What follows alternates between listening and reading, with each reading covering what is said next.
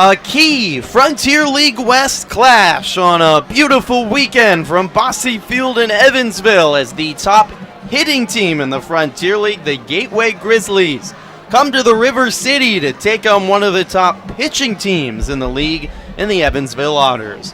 Good evening, everyone. Happy weekend. It's a great Friday night for baseball and the opener of a three-game series, the first of the year between the Gateway Grizzlies and the Evansville Otters. Griffin Epstein alongside Lucas Daunhauer, our director Michael Rust, here on Flow Sports and the Evansville Otters digital network. This is going to be a really fun series, Lucas, an absolute clash of styles between a team in Gateway that is running away in the league in terms of offense. They are hitting .328 on the year, the top batting average in the Frontier League, while the Otters pitching staff second best ERA in the league. And the big question is, coming into this weekend, who's going to win that battle? That's right. Something's got to give, and it may even be what happens on the other side of the diamond when the Otters bats come to the plate against a really struggling pitching staff in the Grizzlies. They've given up 51 runs in their last 4 games, just got swept by the New Jersey Jackals, but a really, really strong team. The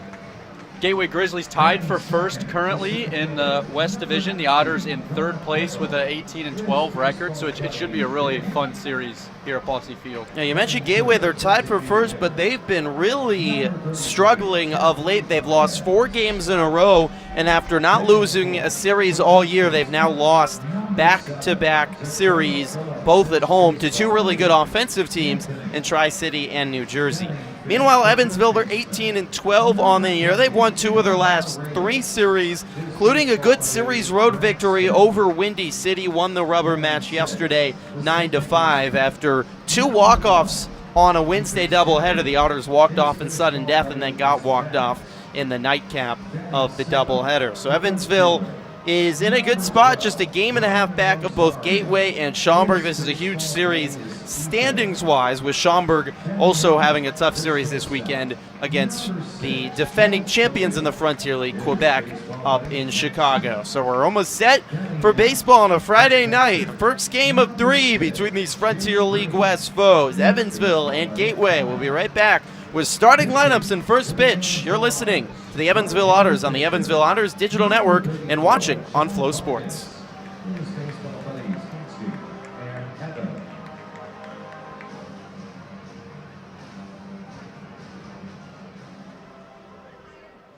Ladies and gentlemen, at this time, would you please rise and remove your caps as we honor America's freedom, those who now protect it, and pay tribute to those who have made the ultimate sacrifice with the singing of our national anthem, this evening performed by Shalimar United Methodist Church.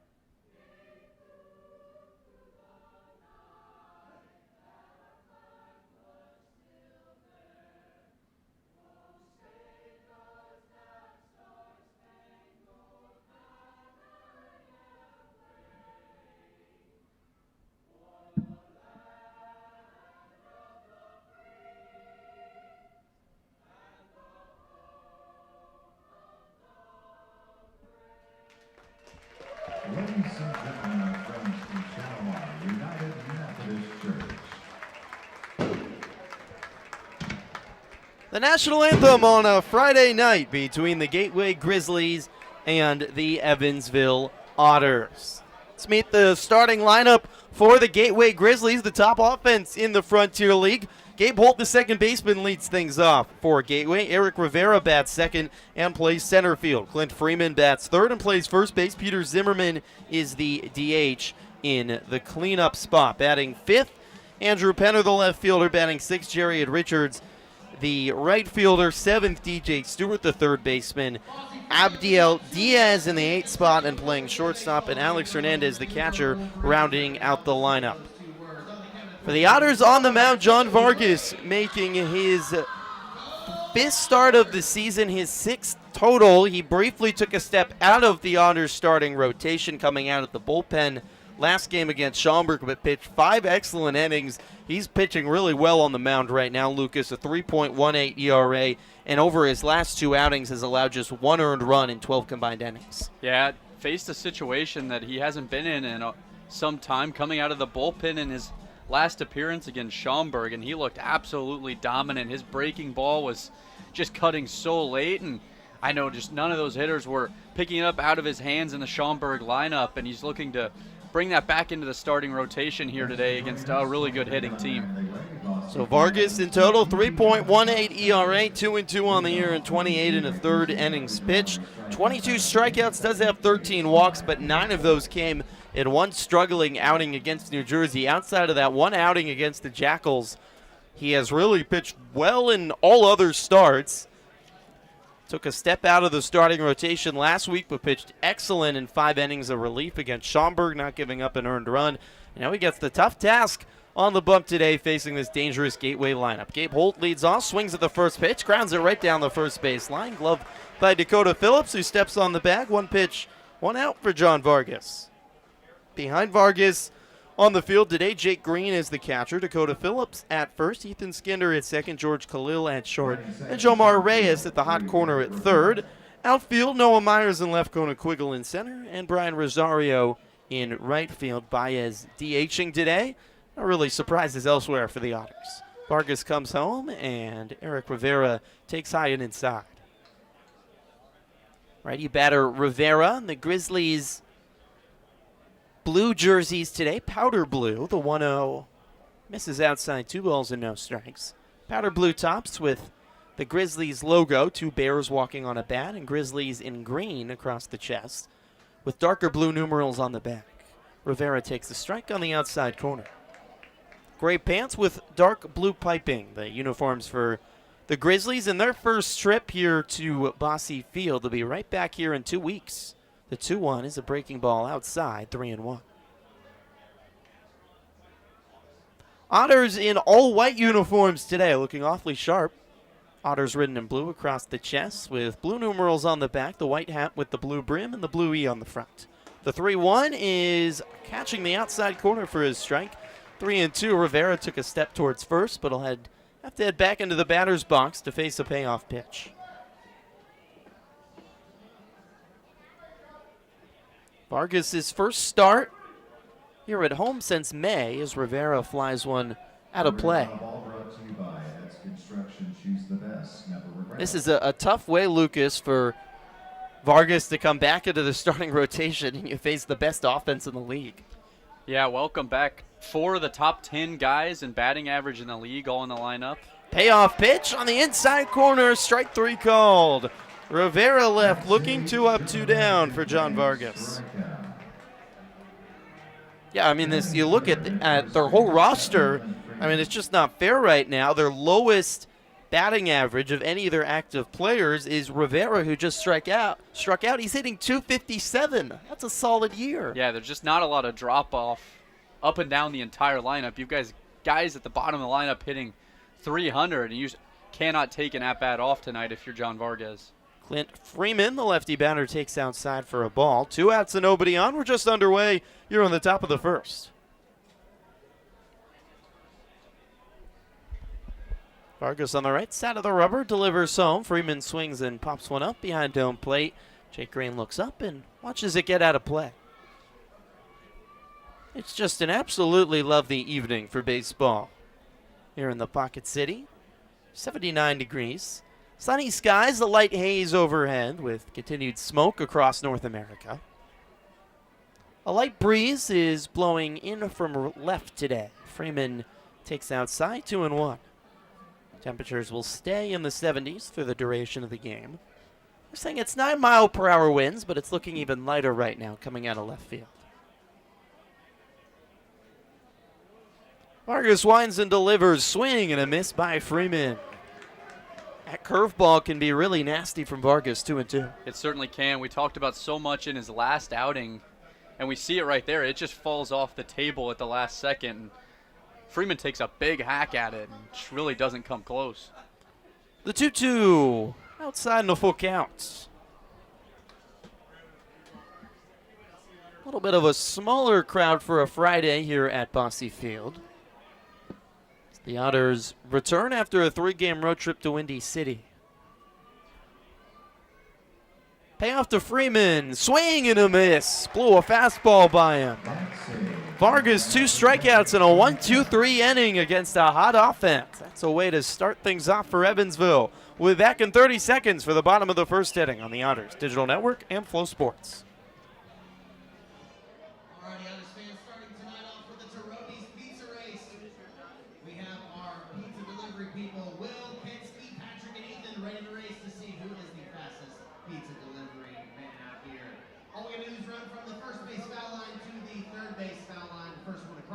Is our winner. Racers, on your mark, get set, go! You better not drop that pizza. Oh, as soon as I say it, we have a messy pizza. I'm still eating that pizza, too. Looks like Will crossed first. A round of applause for Will, Kinski, Patrick, and Ethan for the Tyrones. Welcome back to Bosse Field for the bottom of the first inning. Evansville and Gateway, first series of the year. First game of 12 between these two. Evansville starting lineup for tonight. Noah Myers, per normal, leads things off for the Otters. Kona Quiggle bats second in place center field. Jeffrey Baez in the DH spot, batting third. Dakota Phillips in the cleanup spot, playing first base. Jomar Reyes, red hot. He bats fifth and plays third. Ethan Skinner's been bumped back in the lineup this week. He bats sixth and plays second base. Bottom three in the order, Brian Rosario, the right fielder, George Khalil, the shortstop, and Jake Green in the ninth spot, catching today for the Otters. On the mound for Gateway, Lucas Weinbergs, second-year rookie in his second year with Gateway, 8.07 ERA. Not what you're looking for from a pitcher in 6 starts and 29 innings pitched. Opponents hitting .312 against him. Certainly an opportunity for the Otters offense, which has been inconsistent the last couple weeks, to have a big night.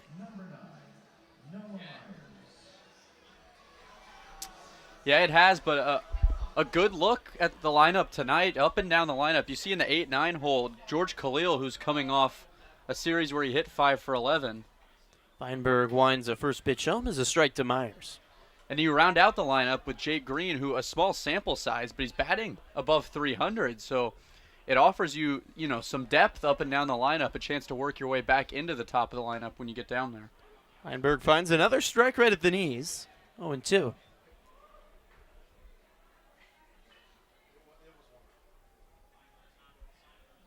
Weinberg throws the arms over the head, delivers home, and it sails high, 1-2.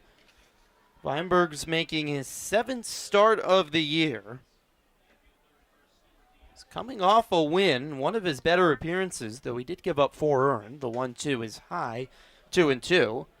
But it was a 3-run home run on one of the last pitch he threw in his outing. He found some good consistency, 7 strikeouts to just 1 walk in his last outing.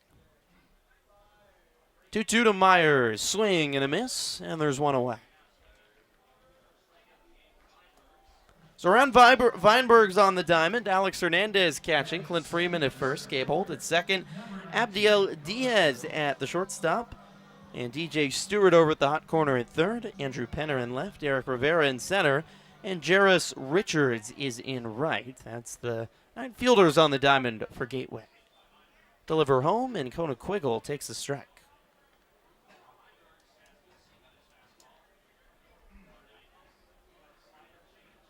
Shadows at the 6:35 start time, right in front of the mound. Home plate out of the sun as Quiggle takes outside, 1-1. Sun may be a little bit less blinding, though, with the air quality index over 100, and casting a little bit of haze over an otherwise blue sky. The 1-1. Swing and a miss, 1-2. We're talking with Jason Garrett, the voice of the Grizzlies, before the game. 5 pitches Weinbergs now has in the repertoire. That's impressive. He added 2 more in the offseason. That's right. Worked in the cutter and the splitter, new to his pitch arsenal, and it allows you to throw some pitches at similar speeds, but it'll just come with a little bit different of a tail. And the 1-2 is inside, 2 balls and 2 strikes. Be interesting to see how he works them all in and what he opts to go to a majority of the time. Here comes the 2-2. Swing and a miss. A fastball blown right by Quiggle. 91 from Weinbergs, and he struck out swinging the first 2 batters he's faced. Brings up Jeffrey Baez with 2 outs and nobody on.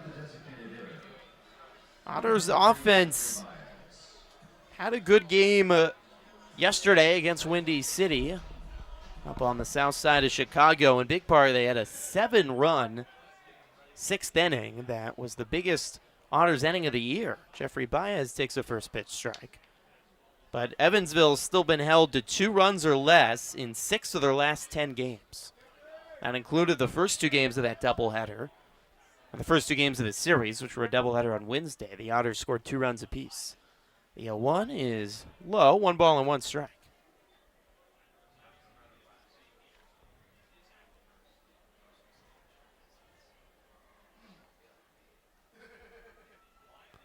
Weinbergs comes home, swing and a miss by Baez. A breaking ball falling off the table, 1-2. It might be a case where as a batter it becomes a lot easier the second and third time through the lineup when you're seeing so many different pitches. It's the 1-2. It bounces low, 2-2. Yeah, certainly something you want to see a few times and maybe take a pitch or 2. It looks like his fastball sits around 92, 93, and then the splitter and cutter are going to come in around 90, 89, 88 miles an hour, and then we see a really good breaking ball as well, so it's a really good pitch arsenal. 2-2, swing and a miss. Back to the breaking ball, and Weinberg strikes out the side in the first. We're scoreless through 1. Otters, Grizzlies on the Otters Digital Network and Flow Sports.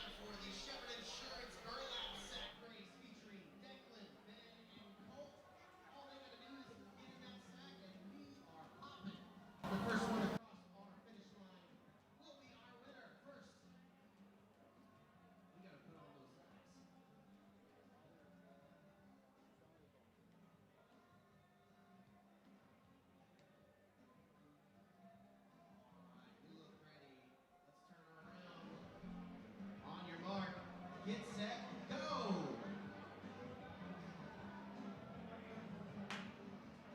Very tough race here. And we have our winner. Looks like Colt is our winner, but give a round of applause for Declan, Ben, and Colt. The Chevy Insurance for Life track race. You know, it's the one-stop shop for all your commercial, personal, benefits, and financial insurance. Creating relationships, finding solutions, protecting you. Chevy Insurance. Did you know AARP offers more than discounts? AARP empowers people to choose how they live as they age. The state affiliate AARP Indiana advocates on behalf of Hoosiers 50 plus and their families, fighting for financial resources like Social Security, supporting family caregivers, and ensuring our communities are livable for people of all ages. Learn more at aarp.org/IN.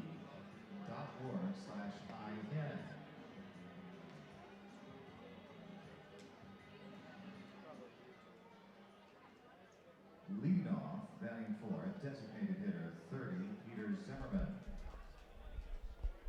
Back at Bossy Field for the top of the 2nd inning. So looking for our first base runner between the Grizzlies and the Otters. John Vargas back on the bump for Evansville on this beautiful Friday night for baseball. Vargas delivers home, a first pitch strike at the knees.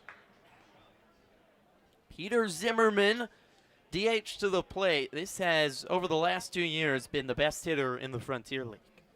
The 0-1 to Zimmerman is outside 1-1. I imagine Lucas is one that watched a lot of Otters games last year, and Evansville played Gateway 13 times last season. You saw plenty of Peter Zimmerman. The 1-1 is a beautiful changeup in the zone for a strike, 1-2. Yeah, a guy that's been really good in his time, his second year now with the Grizzlies, a guy who appeared collegiately with both St. Louis and Missouri. 1-2 is swung on and driven high in the air to center field. Coming over is Quiggle, and he makes the catch in left center, 1 away. Now, this Grizzlies are really a homegrown team. They've got a ton of guys from St. Louis. They've got a bunch of guys that have played collegiately in the area with SLU and Mizzou, Illinois. Impressive arsenal they've certainly built offensively as well. Andrew Penner to the plate with 1 out and nobody on here in the top of the second. Vargas delivers home. It's a strike. Yeah, certainly a city with a metro area that just has a lot of talent in a lot of sports, baseball, soccer especially. 0-1 to Penner. Strike on the outside corner, 0-2. Hey, Indiana men's soccer, they've built a lot of their program success from players out of the St. Louis area. Mayer brothers, Daniel Mooney, 0-2. Just misses outside, 1-2. I'm going to stop talking about IU soccer because that's just way off topic. But you think about St. Louis is such a baseball town, too, with the Cardinals. Yeah, they just have a really good infrastructure throughout all of youth sports, I think. 1-2, breaking ball outside, 2-2. Allows them to develop so much youth talent across the board, and you see it here in an example in baseball and what you see in the Grizzlies roster. And Gateway means there's at least one winning baseball team in St. Louis as Penner takes strike 3 on the outside corner.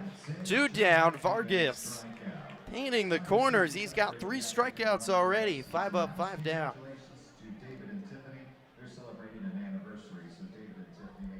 Jairus Richards, right fielder, comes to the plate with 2 outs and nobody on.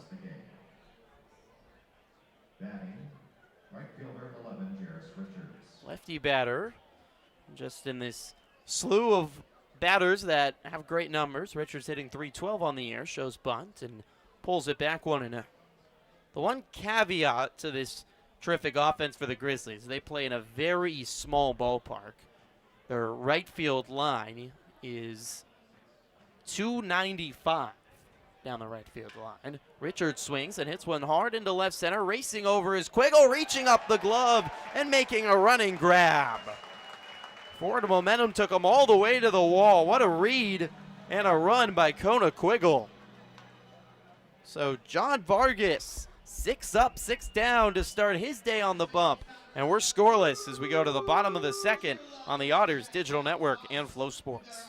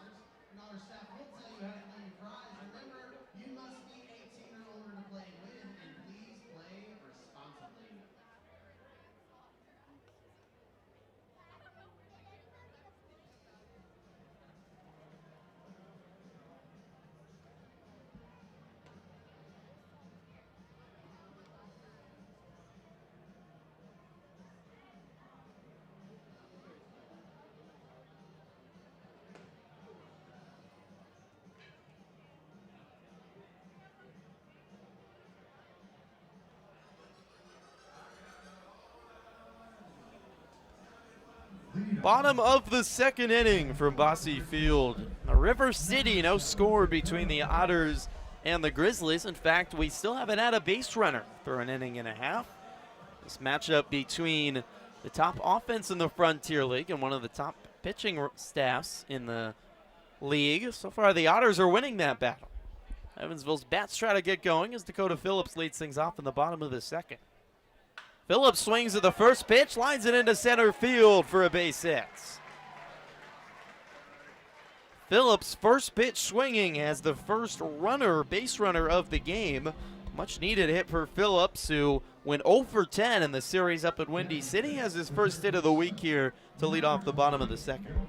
And we saw the Otters hitters taking that first pitch in all their at-bats in the first inning when struck out the side did Weinberg on the mound, and Phillips just steps up, aggressive approach, and attacks the first pitch he sees low in the zone, drives it up the middle. Weinberg comes home to Jomar Reyes, who chops it foul. 1 on and nobody out here in the bottom of the second. We're scoreless.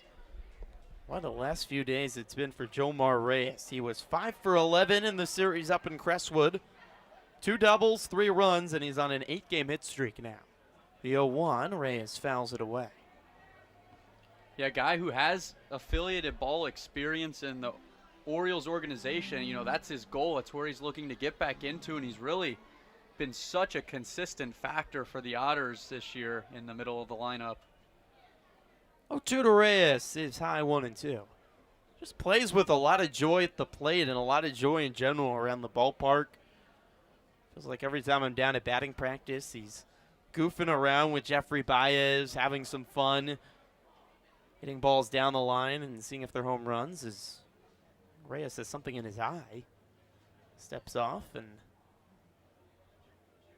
home plate umpire Preston Childers over to make sure he's okay. He got a little bug in the eye, maybe. That's the worst. It certainly is. The second he stepped into the lineup, threw the hand immediately up. 1-2, just slices at it and gets a piece of it as it's fouled away. Reyes kisses the end of the bat to thank it for keeping him alive. Have another chance at the 1-2. That was a really tough battle right there. A slider that ran way off the plate, but he just really defensive swing and pokes it into foul territory to stay alive. Weinberg comes home and Reyes fouls it straight back. Jomar has hits in 23 of his 27 games played this season. Incredibly consistent at the plate. Just a high level of power that has an ability to drive the ball anywhere in the ballpark. He takes strike 3, though, on the inside corner. Reyes knew it, too. He nodded. You don't typically see that. He nodded at the call from Preston Childers and said, yeah, you got me that time. So 1 away. Yeah, not sure if he just didn't get the pitch. He was sitting on there with 2 strikes. You saw him foul off a couple of pitches, so it's surprising to see him take there. It looks like maybe a splitter that just ran inside on him. Ethan Skinder, ready batter, steps to the plate and takes outside. Phillips at first, 1 out here in the bottom of the second.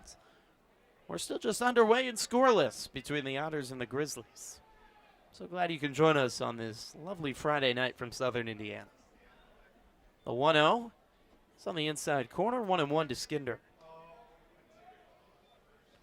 Skinder, batting second for much of the year for the Otters, has been pushed back to the back half of the lineup as he is trying to find himself again at the plate, hitting .250 right now. The 1-1 is a breaking ball inside, 2 balls and 1 strike. Skinder did have a hit and actually reached 3 times against Windy City yesterday with a walk and a being hit to go with his base hit. The 2-1 is a check swing that bounces foul on the right side of the infield, charging as the second baseman Holt. Underhand toss to first for the second out of the inning. Skinder tried to hold up, but the ball went right off the end of the bat and ended up being a routine 4-3 ground out. Yeah, and you can just tell that wide variety of pitches is throwing these Otters hitters off, not picking the ball up out of the hand super well. Looks like maybe a cutter that just broke off the plate a little bit, and Skinder tried to stop his swing but puts it in play on accident. 2 outs. Phillips advanced to second as Brian Rosario, the lefty batter, takes a first pitch strike.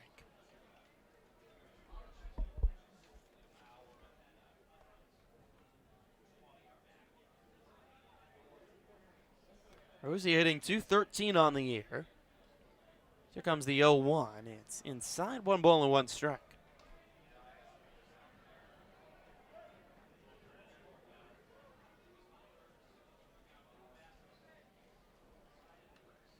Feinberg's working out of the stretch. Right arm dangling by his side. Now comes set at the chest. Winds and throws. Swing and a miss by Rosario on a breaking ball. It's 1-2.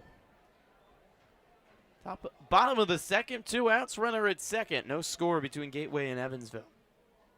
First game of 3 as the Otters starting off another 6-game homestand. Comes the 1-2. It's a high chopper left side. In is the third baseman Stewart to glove it. Throw to first in time for the third out of the inning. Leadoff base hit by Dakota Phillips, but that's all the Otters can offer. We're scoreless through 2 on the Otters Digital Network and Flow Sports. For the Tin Fish toss, we have Maria, Aaron, Chloe, and Willow competing to see who can fill up those baskets with the most fish. Team Blue versus Team Orange.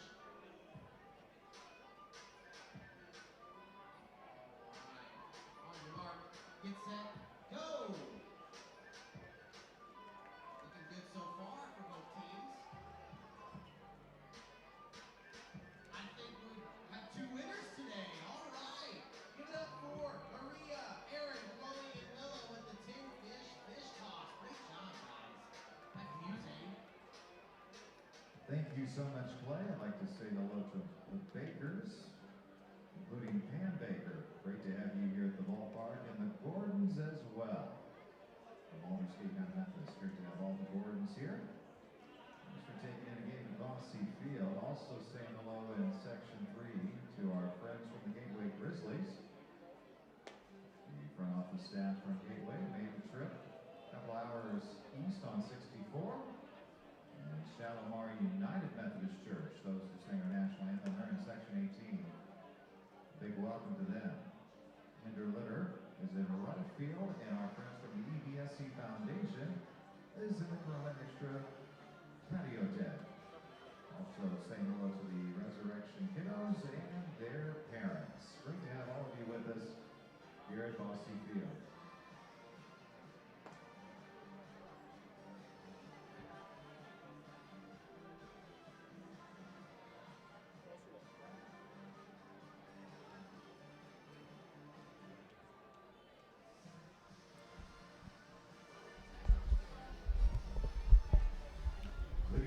To complete from Evansville. No score between the Otters and the Grizzlies here on the Otters Digital Network and Flow Sports. Griffin and Lucas, our director Michael, and our entire excellent Flow Sports team back in Houston joining you on this Friday night as DJ Stewart swings and misses at the first pitch. He sees that of the hand of John Vargas.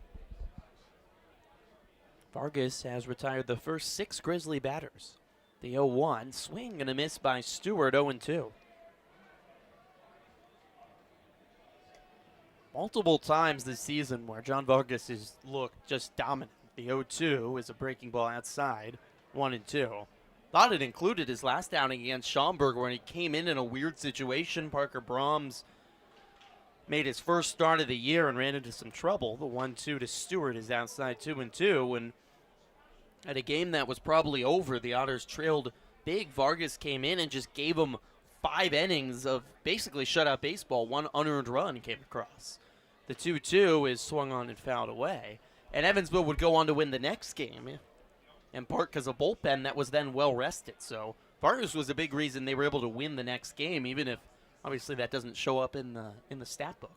That's right. He gave him a chance in that game where he came out of the bullpen to stay in the ball game. Gave him a chance throughout. 2-2 is swung on and grounded left side. Glove by Khalil. He throws to first. It's a little wide of the bag, but plenty of time for Phillips just to tag Stewart, and there's one away. My apologies, Lucas. You're good. But, yeah, Vargas has been running a really consistent pitch sequence here tonight. He'll usually start off with a fastball in the zone, then he'll go to the breaking ball second pitch. Sometimes he'll mix up the first 2 pitches of a fastball and a breaking ball, usually both in the zone. And then in the first 2 innings when he was striking out the batters, he would just immediately go to a third pitch fastball outside of the zone in the other batter's box, and you got 3 people to chase on that. Abdiel Diaz, the shortstop, comes to the plate and takes a first pitch strike. Another lefty batter in this lineup for the Grizzlies. The third lefty. Nothing like what we saw last weekend from Schaumburg, though. They had 8 lefties in one lineup in a game as Diaz fouls one away, 0-2.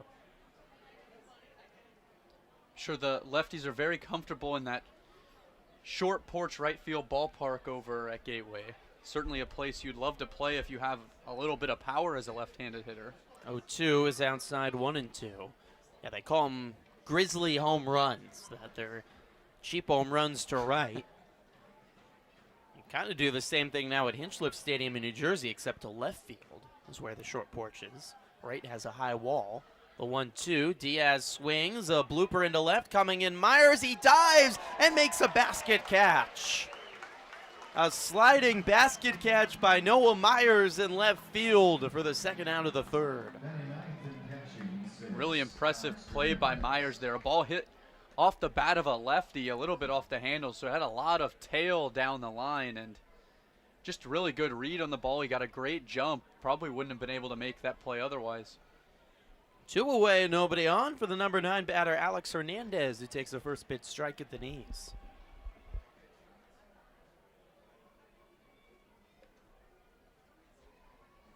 Ready catcher, the 0-1 from Vargas. He is low, 1-1.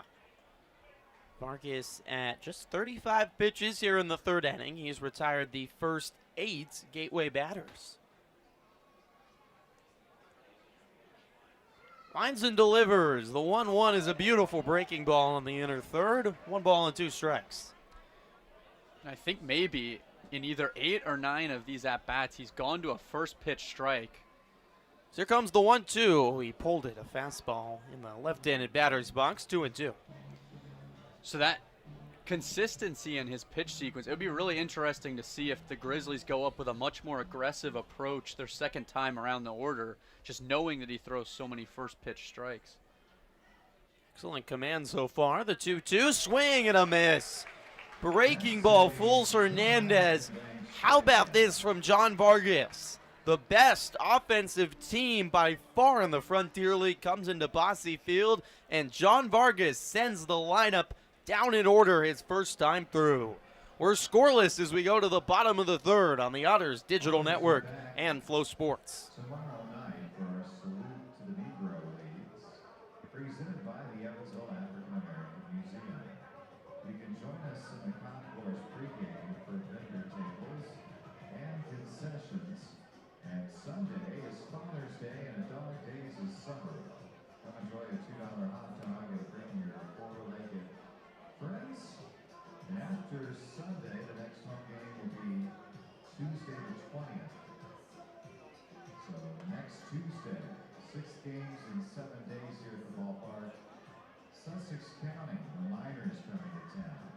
Tickets are still available at EvansvilleOtters.com or by calling 812-435-8686.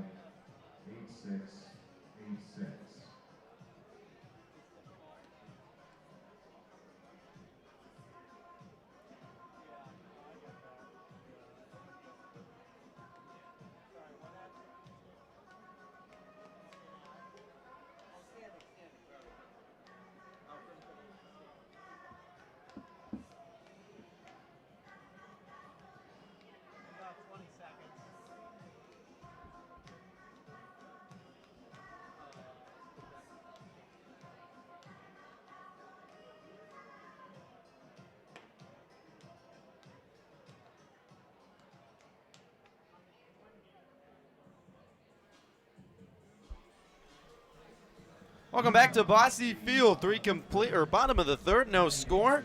Big game in the Frontier League standings tonight here with Gateway and Schaumburg tied atop the standings. Schaumburg's won 3 in a row. Gateway's lost 4 in a row. Otters game and a half back. Florence is right behind them at 2.5 back. And right now a very clear top 4 established in the Frontier League West. George Khalil leading things off for the Otters in the bottom of the third. Takes a first pitch strike. Yeah, a lot of big matchups.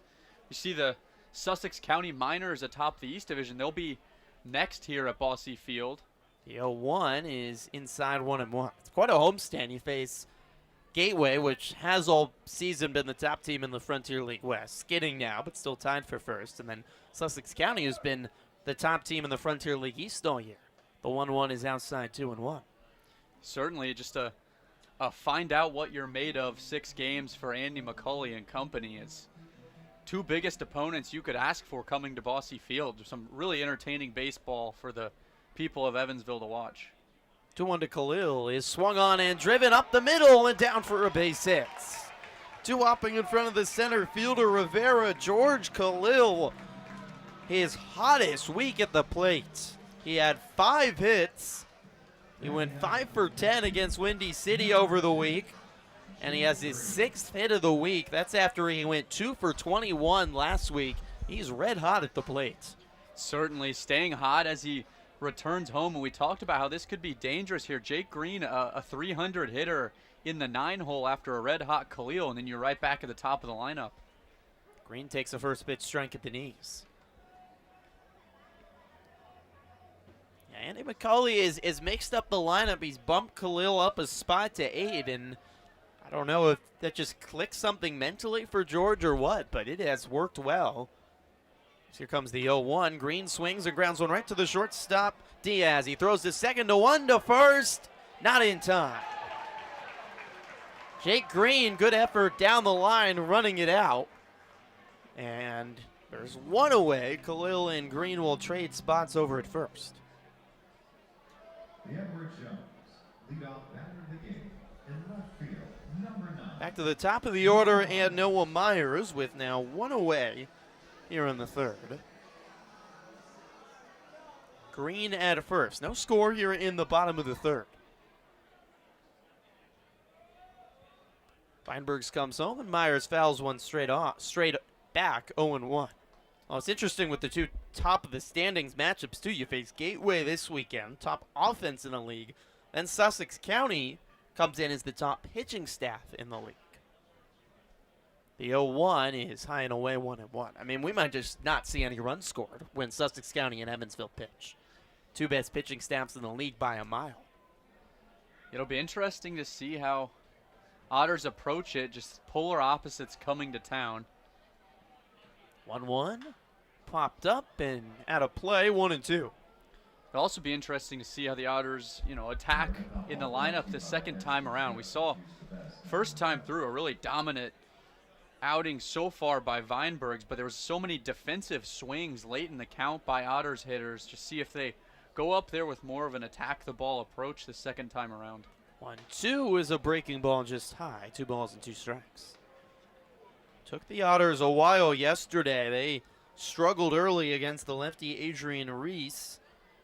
Had just 1 hit through the first 5 innings before the 6th inning was the Otters' best inning of the year, the 2-2 inside 3-2.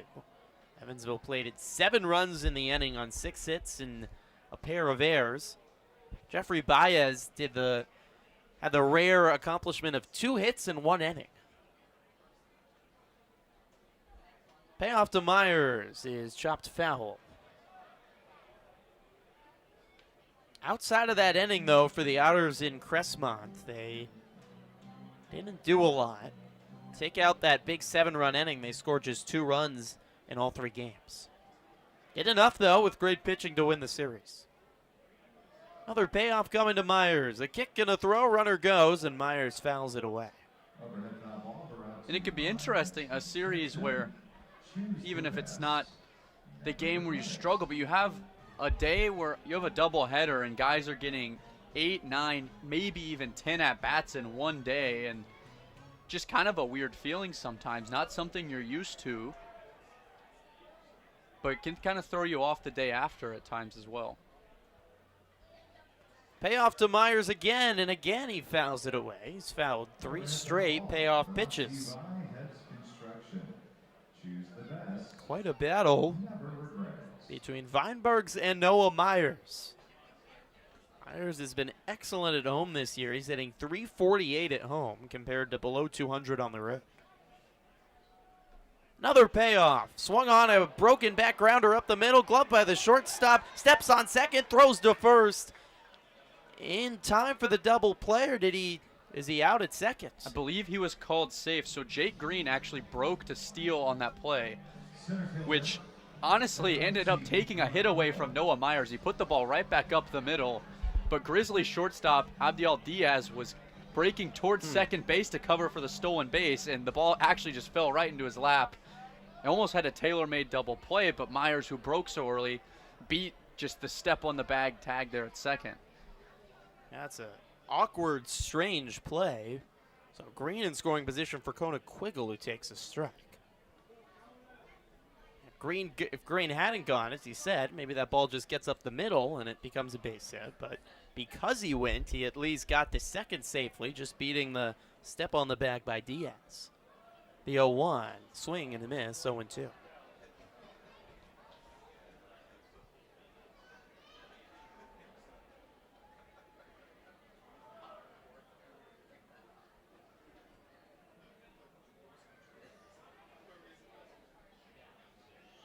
Feinberg's at the chest, delivers. Quiggle swings and grounds one right side. Over to the right is the first baseman, throws to first, back to Feinberg's, who steps on the bag for the third out of the inning.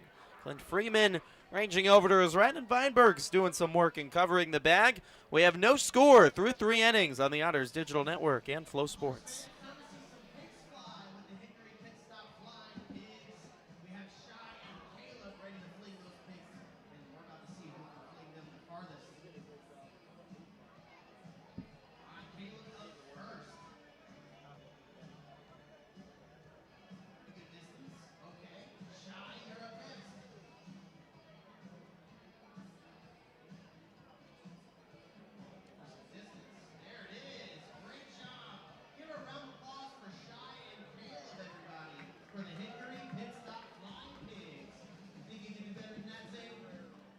We'll see. I don't know. That was a pretty interesting competition today. AARP play understands that Social Security is your money. You earned it through a lifetime of hard work. 89% of Hoosiers have reported that having adequate Social Security benefits is important to them. I can tell you it's important for me. That's why AARP is urging lawmakers to find a solution to protect and save Social Security, so we can all get the money that we all rightfully earn. You can learn more at aarp.org/IN.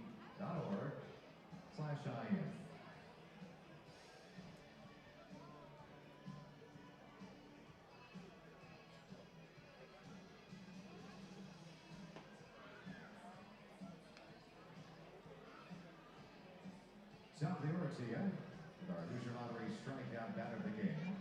Second baseman, 5, Gabe Holtz.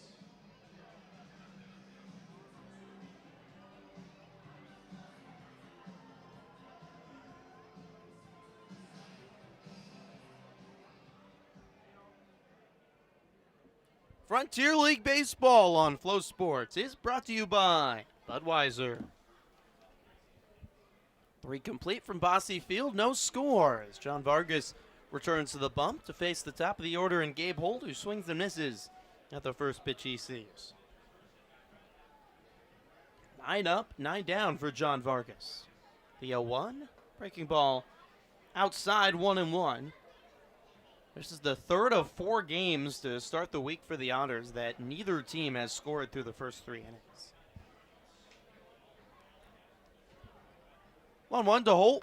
Is swung on a flare into left. Myers over under it and makes a jogging grab near the line. 1 away.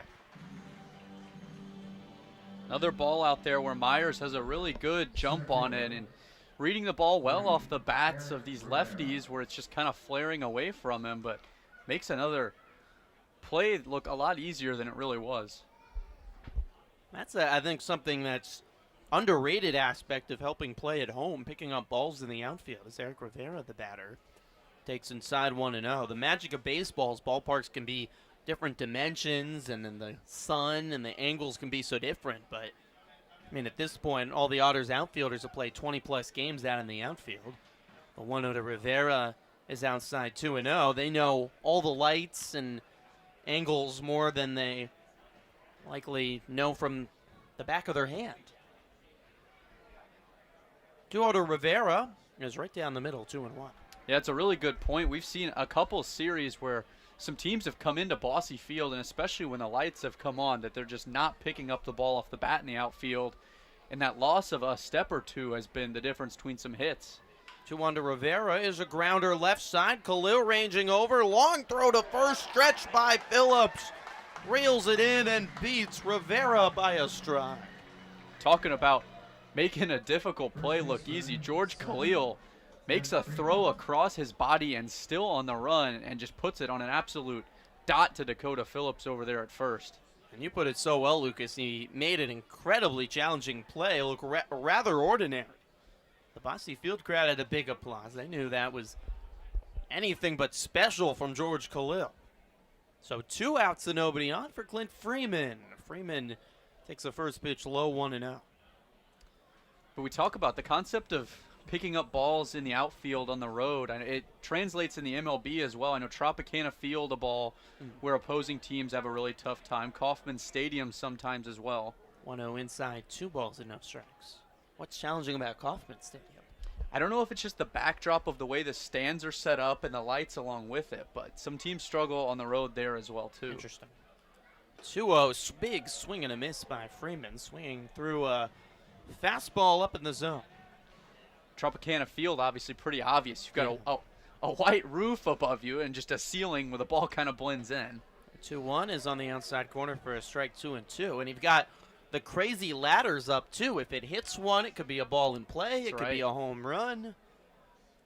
Certainly the most unique ballpark in Major League Baseball, though. I don't think most people are big fans. No. 2-2 to Freeman. Swing and a miss on a breaking ball in the dirt.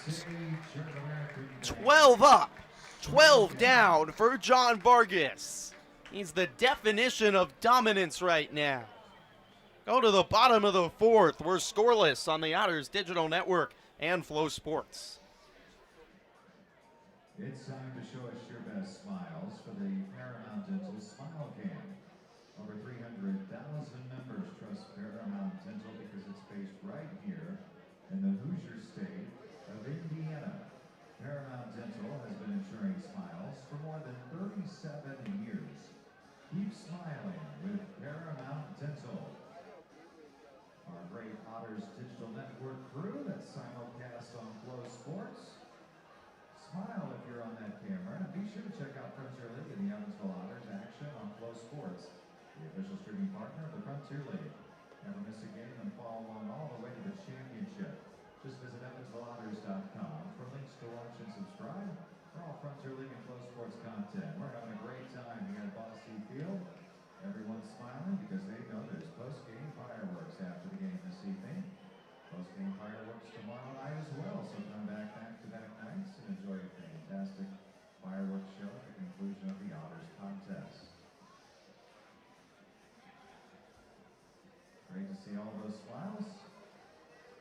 Healthy teeth, they are worth smiling about.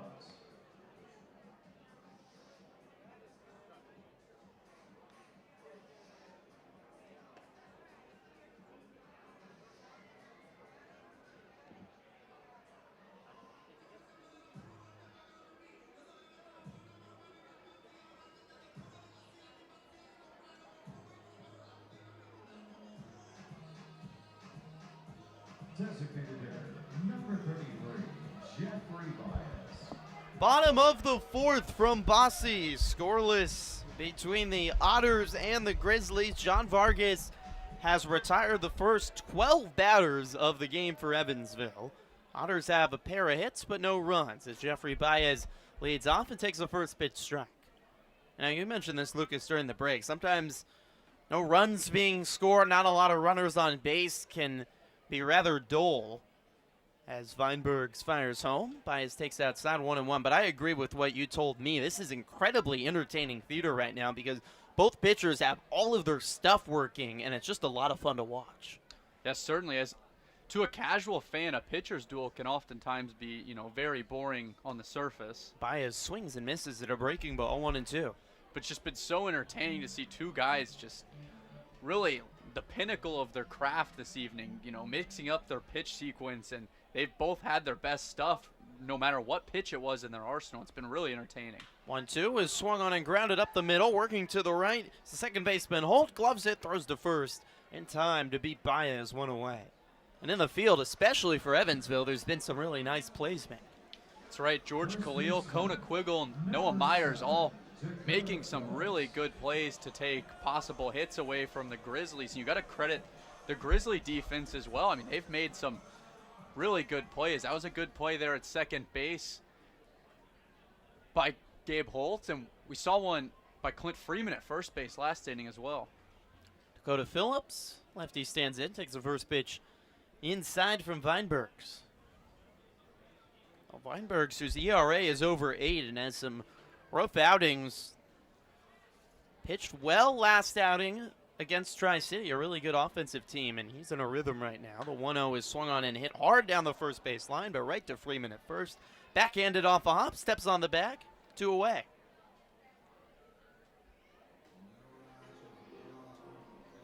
So it brings up Jomar Reyes with 2 down and nobody on here in the bottom of the 4th. We have no runs and just a combined 2 hits between the two sides. The Otters, a hit by Phillips and a hit by Khalil. That's all they've done. And Gateway still doesn't have a base runner through 4. First to Reyes is down in the dirt, 1-0. Weinberg's a guy you mentioned. He's struggled at times this year, and his stats show that. But when he's at his best, he's just been a really effective pitcher. And you're seeing tonight here how effective he can be. A guy with SEC experience pitching with University of Missouri. Another guy with just a really high-level background coming into the Frontier League.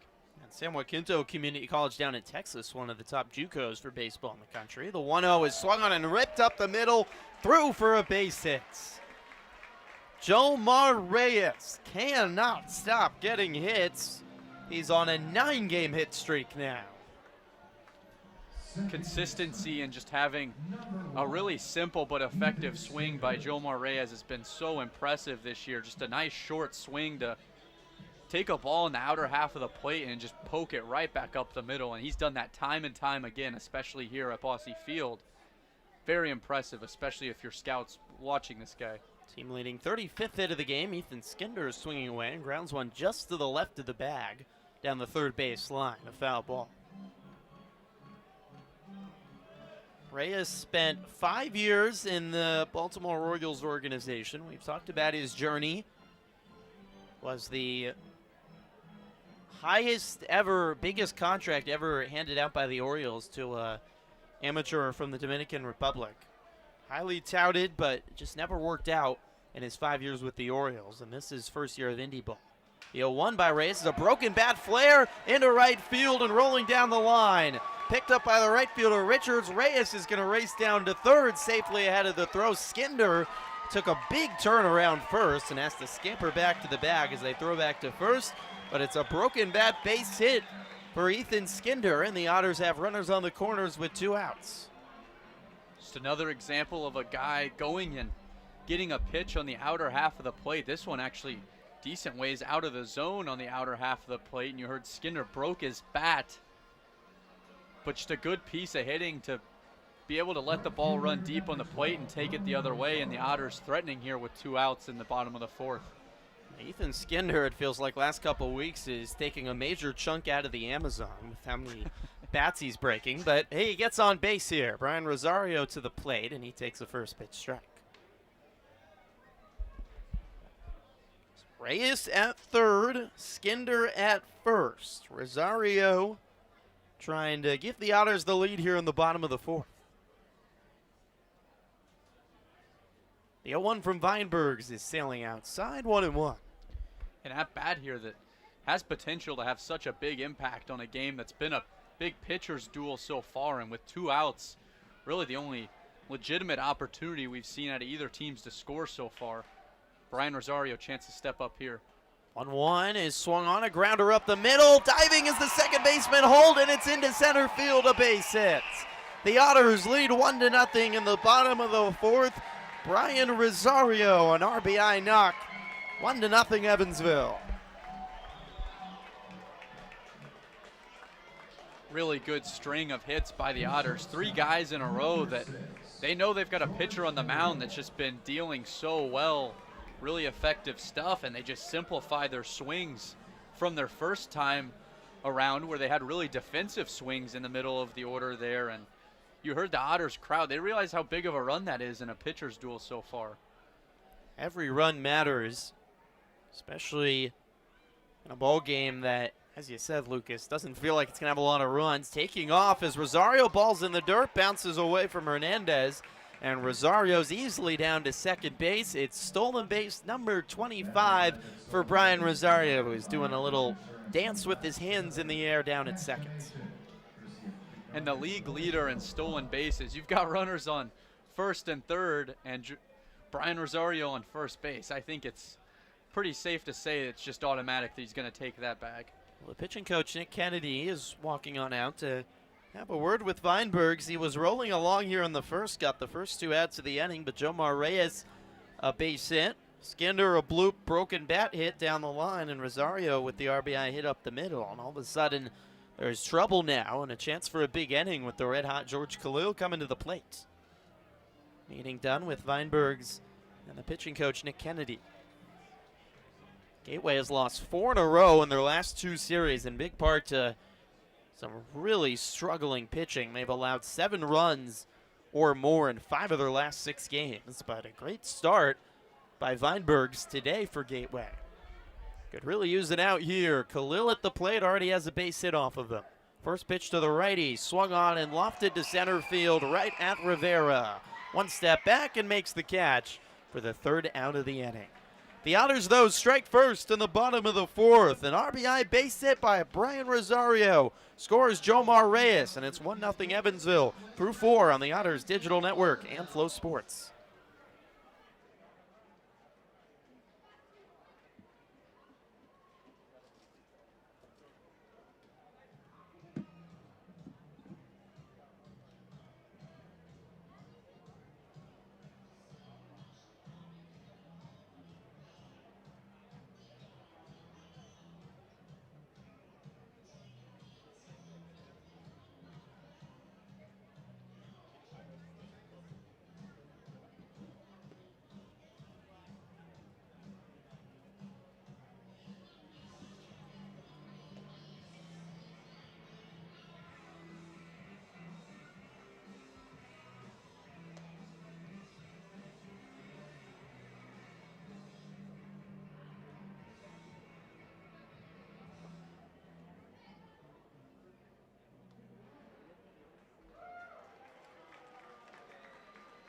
Round of applause for your Southwest Graphics Evansville Otter Bells. Have you seen them in the other round lately? Make sure you tell them hello when you do. Evan's excited to see all of our fans here tonight and encourages you to visit Heritage for all of your banking needs. Heritage, a proud partner of Evansville Otters Baseball. Leading off for the Gateway Grizzlies, designated hitter 30, Peter Zimmerman. Rolling along on a Friday night from Bosse Field. Already to the top of the 5th inning. 1-0 lead for the Otters over the Grizzlies, and Peter Zimmerman to lead things off against John Vargas. Vargas fires home, and Zimmerman takes the first pitch low for a ball. 12 up, 12 down so far for John Vargas through 4, and the Otters taking a lead in the bottom of the 4th on a base hit by Rosario. Zimmerman takes low again, 2-0. 3 2-out knocks for the Otters in the 4th, giving them the lead. 2-0 to Peter Zimmerman is a strike at the knees, 2-1. Zimmerman is also like Weinbergs, the pitcher tonight for Gateway, former Missouri Tiger, not too far from Gateway. Gateway's not a city, but the 2-1 to Zimmerman. Ripped down the third base line, but well foul and bouncing just off the edge of the net down the line. Those are scary, and luckily that hit the net, and that was one of those foul balls that made it into the seats. You better be paying attention. But Mizzou and Columbia with the Grizzlies playing just over the Mississippi River from St. Louis in Sauget, Illinois. Comes the 2-2. It's a swing and a miss by Zimmerman. A breaking ball in the dirt. Zimmerman kind of half tried to hold up, but a half swing, and it's strikeout number 6 for John Vargas. And one thing that's been so impressive from Vargas, mentioned his first time through the lineup, really just an alternating pitch sequence of fastball, breaking ball, fastball, or vice versa, but mixing it up the second time around the order and throwing a couple back-to-back breaking balls a few times now. Fires a first pitch breaking ball at the knees to Andrew Penner. Gateway, the top offense in the Frontier League in nearly every stat. Doesn't have a base runner yet. The 0-1's outside 1-1. Gateway has scored at least 5 runs in 9 of their last 10 games. However, with their struggling pitching, they've lost 6 of those 10. 1-1 to Andrew Penner. A kick and a throw. Penner takes at the knees for a strike. 1 ball and 2 strikes. One thing worth noting, too, is you see Vargas shake off a lot of pitches. He's very sure of what he wants to throw, and that's not a knock on Jake Green, but when your stuff's working, you go up there and you know what you want to throw the very next pitch. 1-2. Breaking ball is softly lined to right at Dakota Phillips. Reaches up the glove, makes the catch. 2 away. There's been a few balls hit, hard contact with some good plays by the Otters infield. Khalil made a great play at short. Kona Quiggle had to make a nice running catch in center, and Noah Myers made a sliding basket catch in left. But outside of that, Vargas has struck out 6 and a lot of soft contact induced. Jairus Richards, the batter, takes the first pitch low.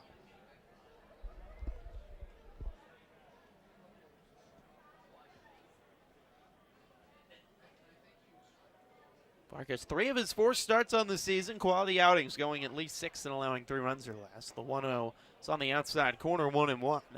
When he was taken out of the starting rotation last week, it just felt like he was a victim of being in the best starting rotation, arguably in the Frontier League. Everyone's been great. The 1-1 is a breaking ball low, 2-1, but I think a lot of people might be frustrated with that, and Vargas decided to come out of the pen in his first appearance and eat up 5 innings, as we mentioned, for the Otters against Schaumburg last weekend. Yeah, sports aren't always, fair. Life's not either. Just kind of a victim of circumstances, as you said. Had nothing to do with performance to be taken out of the starting rotation. 2-1 is outside 3-1 to Richards. But he seems to have had just a really good attitude about it. Regardless of the role he's been put in, just attacked it with a positive go-get-it attitude. We've seen him just nodding his head when he's walked off the field every inning. Just confident in himself. 3-1 is low for ball 4. And there is the first base runner of the game for Gateway here in the top of the 5th. It's a walk to Richards. Still, regardless of what happens the rest of the way for John Vargas, he just retired 14 batters in a row of the best offense in the Frontier League. That's unthinkable. First pitch to DJ Stewart is swung on and missed, 0-1. This is a Grizzlies team that's hitting .328 on the year, averaging over 8 runs, both first in the league, and an on-base percentage of .420 as a team. 0-1 to Stewart is on the inside corner for a strike, 0-2. That's right, and one reason he's been able to trust his stuff so much out there is, as we talked about, some of those really impressive plays behind him, and that'll just inject confidence into a pitcher.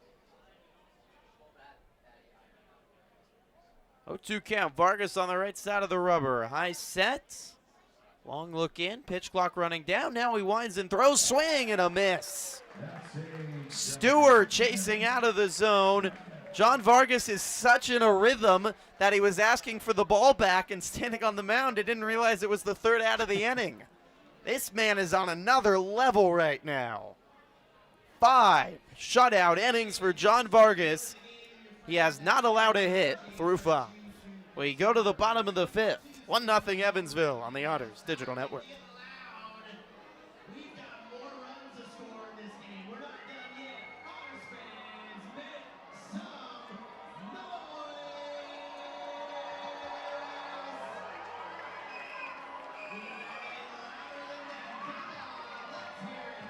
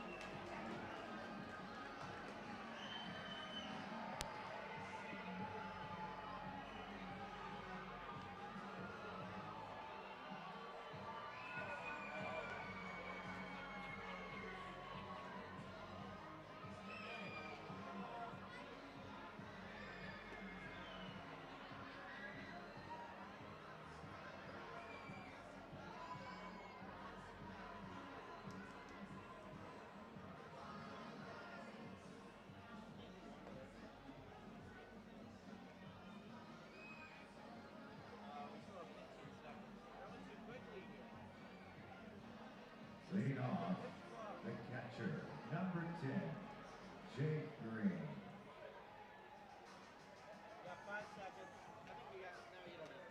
I'm sorry. Bottom of the 5th from Evansville. 1-0 lead for the Otters over the Grizzlies. Jake Green leading things off for the Otters. Takes the first pitch inside for a strike, 0-1. We have played half of this ball game in just over an hour. The fans want to have a fun Friday night, and this has been a blast so far as Green takes low 1-1, but at least there's fireworks after the game, so they're going to be able to sit around after the game if this finishes in 2 hours and be able to hang around the ballpark a little bit longer. The 1-1, Green, a light swing, really softly hit, charging is the third baseman, and a barehand play cannot be made by Stewarts. Tried to barehand it and just bobbled the ball, and it fell back to the ground, and Jake Green has an infield base hit. Another one of those defensive swings we see from an Otters hitter, but it certainly works out in the favor of Jake Green. We saw DJ Stewart try to barehand that ball, but even if he made that play coming across the diamond, I'm not sure he would have caught Jake Green. It was just such a slow rolling ball.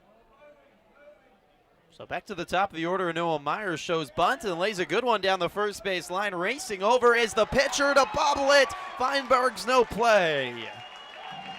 A hard bunt laid down by Myers. That was really spinning hard down the first base line, and Weinberg's got a little too ahead of himself, tried to barehand it himself and bobbled it.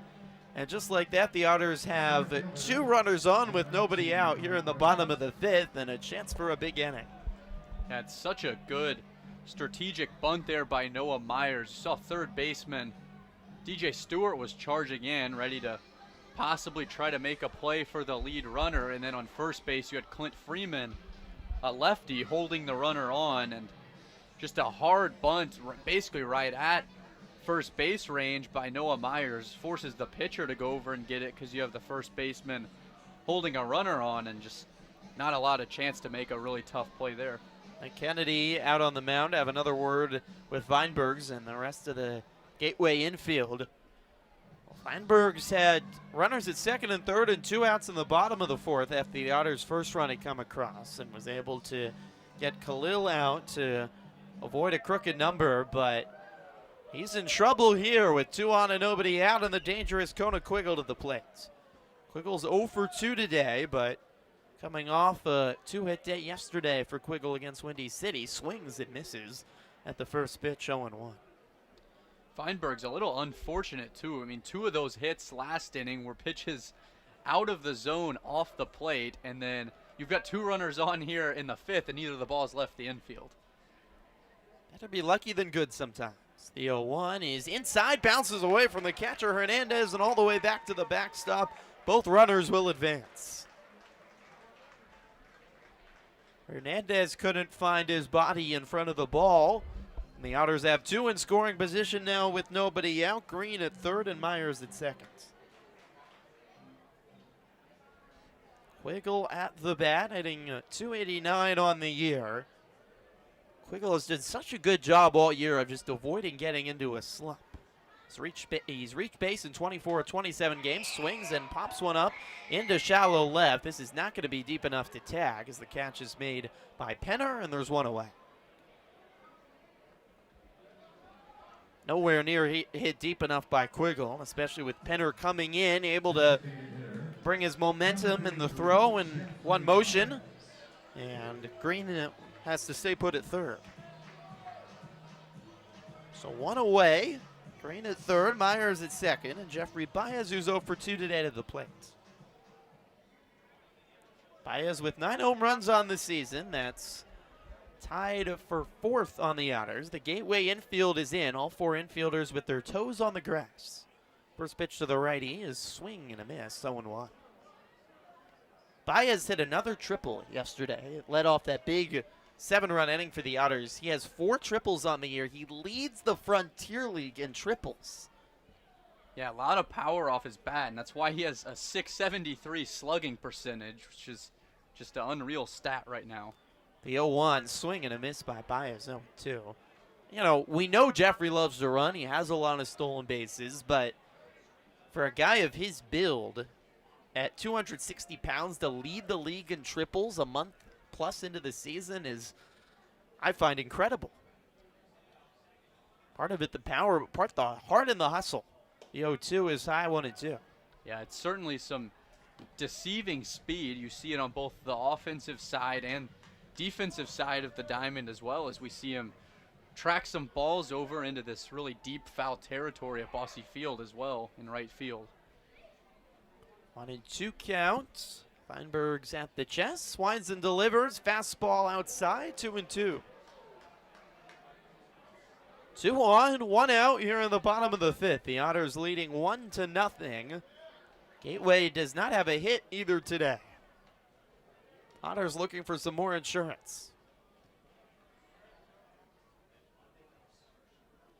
Weinbergs delivers. Baez fouls it away right side, not a play. Going back to the Grizzlies with runners all playing on the grass here in the infield right now, they know how important it could be to not allow another run when you've got someone pitching the way John Vargas is tonight. Every run is so valuable, and we see that in their defensive alignment here. Comes the 2-2. Swing and a miss by Baez. The breaking ball for Weinbergs, and that's how you get Jeffrey Baez out swinging. 2 away. Yeah, hats off to Weinbergs. I mean, mentioned an unfortunate situation to get 2 runners on with nobody out and not have a baseball leave the infield, but to get a fly ball in shallow left field and then a strikeout, I mean, just bearing down there on the mound, and he allows his defense in the infield to drop back to regular depth now, a chance to get out of this inning. Now it's Dakota Phillips with still 2 on and 2 out. Weinberg comes home. Phillips takes inside. Good stop by Hernandez, working over to his right to keep the ball in front of him. Not the 4th strikeout for Weinbergs, or the 5th strikeout for Weinbergs, but his first since the 2nd inning. Green at 3rd, Myers at 2nd. Otters leading 1-0 in the bottom of the 5th. Here's the 1-0. It's high. 2 balls and no strikes to Phillips. Dak is 1 for 2 today. His first base hit of the week coming in the 2nd inning.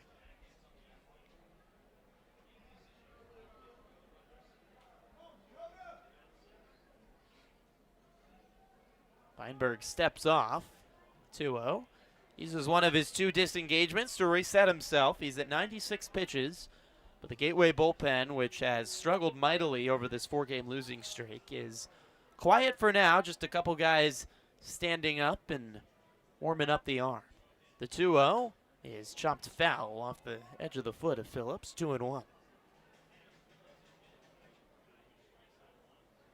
1 run on 7 hits now for the Otters and no errors. Gateway, no runs on no hits and no errors here in the bottom of the 5th.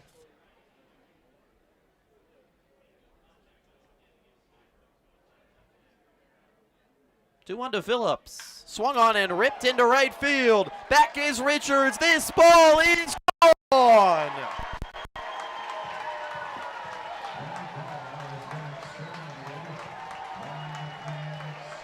Over the Corona patio in right. And the Otters lead 4-0 on Dakota Phillips' 3rd home run of the season. How about that from Dakota Phillips? You just knew by the sound of the ball off the bat that that one was going to leave the yard. And a guy who had 11 home runs in a season that got cut short last year, his 3rd this year. I mean, we know the power's certainly there, and just drives a ball that he catches up in the zone from Weinbergs, who was almost out of the inning.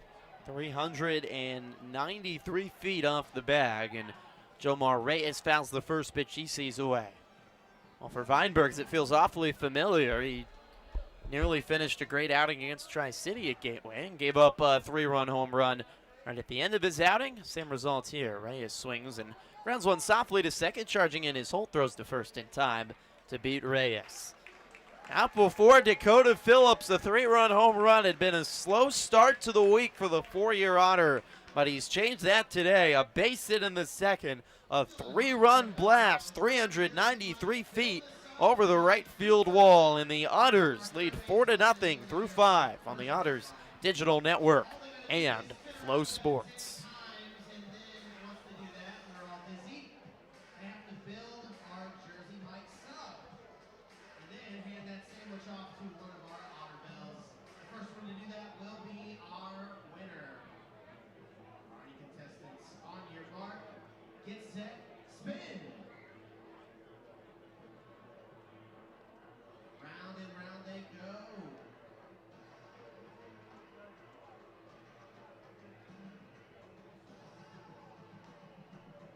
All right. It's sandwich time. Cooper, I think that's already 10. Time to build that sub.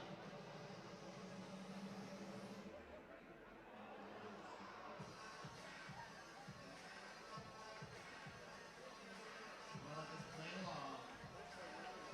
We have 2 subs. Liberty's our winner, though. Give a round of applause for Liberty and Cooper for Jersey Mike's Build a Sub. You know, the only way to top a sub is with real red wine vinegar made from red grapes, no food coloring. The only way to get it is at Jersey Mike's. Because authentic ingredients make a sub above. Now located at 939 North River Road in Evansville.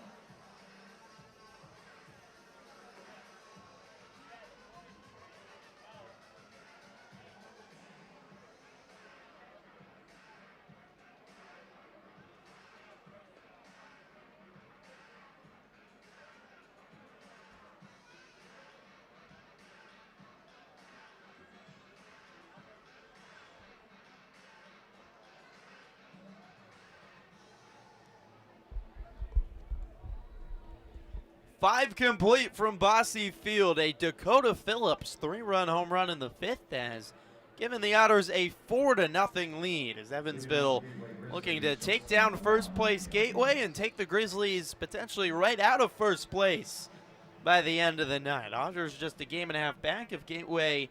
Schaumburg entering the evening. So far off to a good start in this weekend series between these Frontier League West foes separated by just 2.5 hours. Abdiel Diaz leading off against John Vargas, who fires a first pitch strike. 5 innings for Gateway, and they've had just 1 base runner reach. It was a walk by Richards back in the 5th.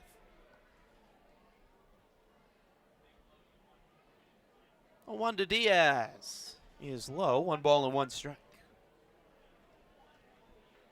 Diaz getting Vargas, I should say, getting a little extra longer rest on the bench, with the Otters putting 3 up in the 5th, courtesy of Phillips. The 1-1 is a beautiful breaking ball on the outside corner, 1-2. It was definitely the longest he had to wait to come back out and pitch so far this evening, but sometimes when you're working in the tempo that he is, you don't necessarily want that. We saw him, he was ready to pitch to get a 4th out last inning, so... The 1-2 is swung on and chopped softly back to Vargas. He's got it, runs over to first, underhand toss to Phillips, 1 away.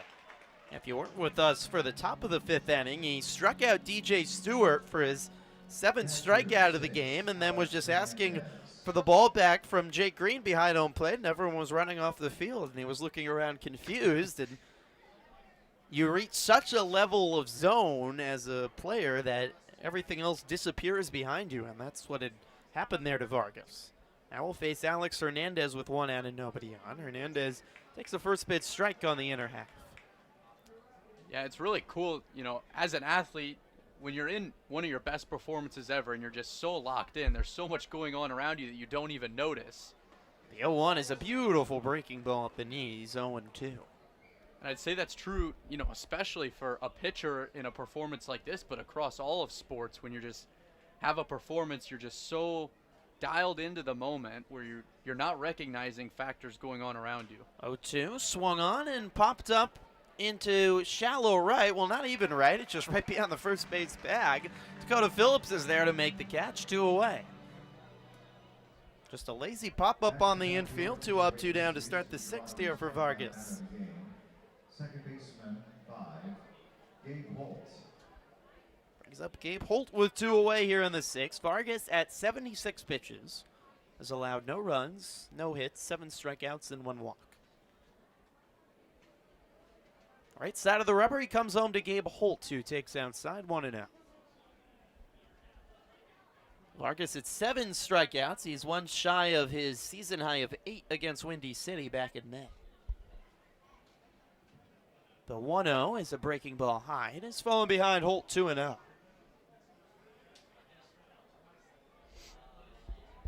Pitching count-wise, Vargas has pitched up to 107 pitches this season, so he's only at 96 right now in the 6th. The 2-0 is a strike at the knees, 2-1 to Holt. Holt doesn't like the call, peeks back at Preston Childers and wants to know where that caught the zone. It was actually on the inner half, according to Yacker Tech. 2-1 to Holt, breaking ball on the outside corner, 2-2. It's a thing of beauty tonight. John Vargas and his breaking ball pitches. Put it in the Louvre in Paris at this point. 2-2 count to Holt.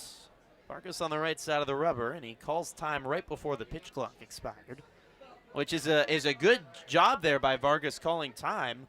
And now, are they going to call the pitch clock violation? Looked like a third base umpire was trying to get that called. The home plate umpire is not going to call it. He stepped off twice also. Here's the pitch. It's low, and they did call the pitch clock violation, so that is ball 4. Now Vargas is confused. He's trying to have clarification from Ty Unthank. It's to be frustrating for Vargas, and just this incredible rhythm. Gets called for a pitch clock violation. Vargas tried to call time before the pitch clock expired, then where the third base umpire, Ty Unthank, called it. So on an added ball, the 3-2 count, the pitch misses low, and a walk to Holt. Now he faces Rivera, and it's outside to Rivera, 1-0. I think his confusion was that it was called by your third base umpire there, but Preston Childers behind home plate never made a signal for ball 3. I haven't seen that this year where an umpire outside of home plate is called a pitch clock violation. The 1-0 to Rivera is a breaking ball inside, and he's behind 2 balls and no strikes. Just unfortunate, too. It was a guy that Vargas had 2 strikes on. It was a 2-2 count when that was called, so that was ball 3. And then you might even change your pitch selection as a pitcher if you thought the count was something different there. 2-0 to Rivera is a strike on the outer half, 2-1.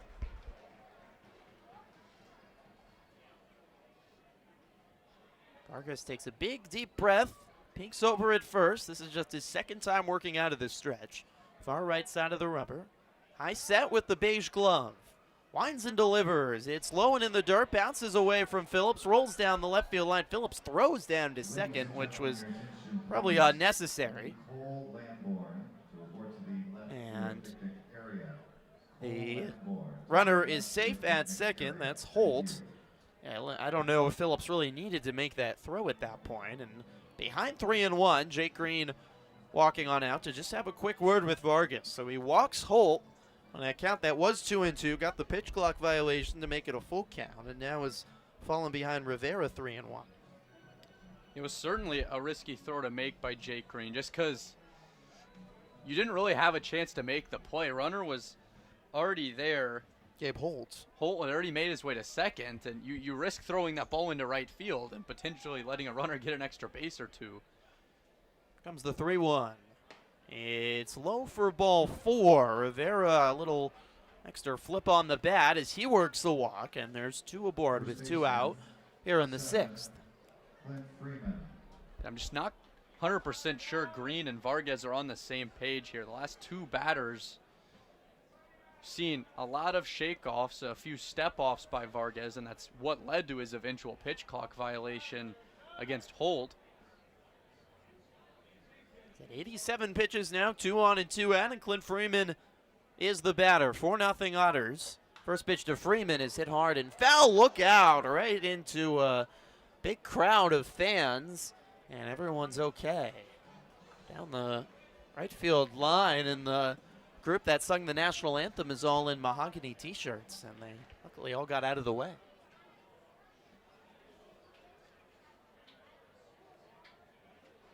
Time is now called by Green. I think you're right, Lucas, that Jake Green is out. He's taken off his earpiece and has to have a conversation with Vargas to just talk over the signals and the rhythm here.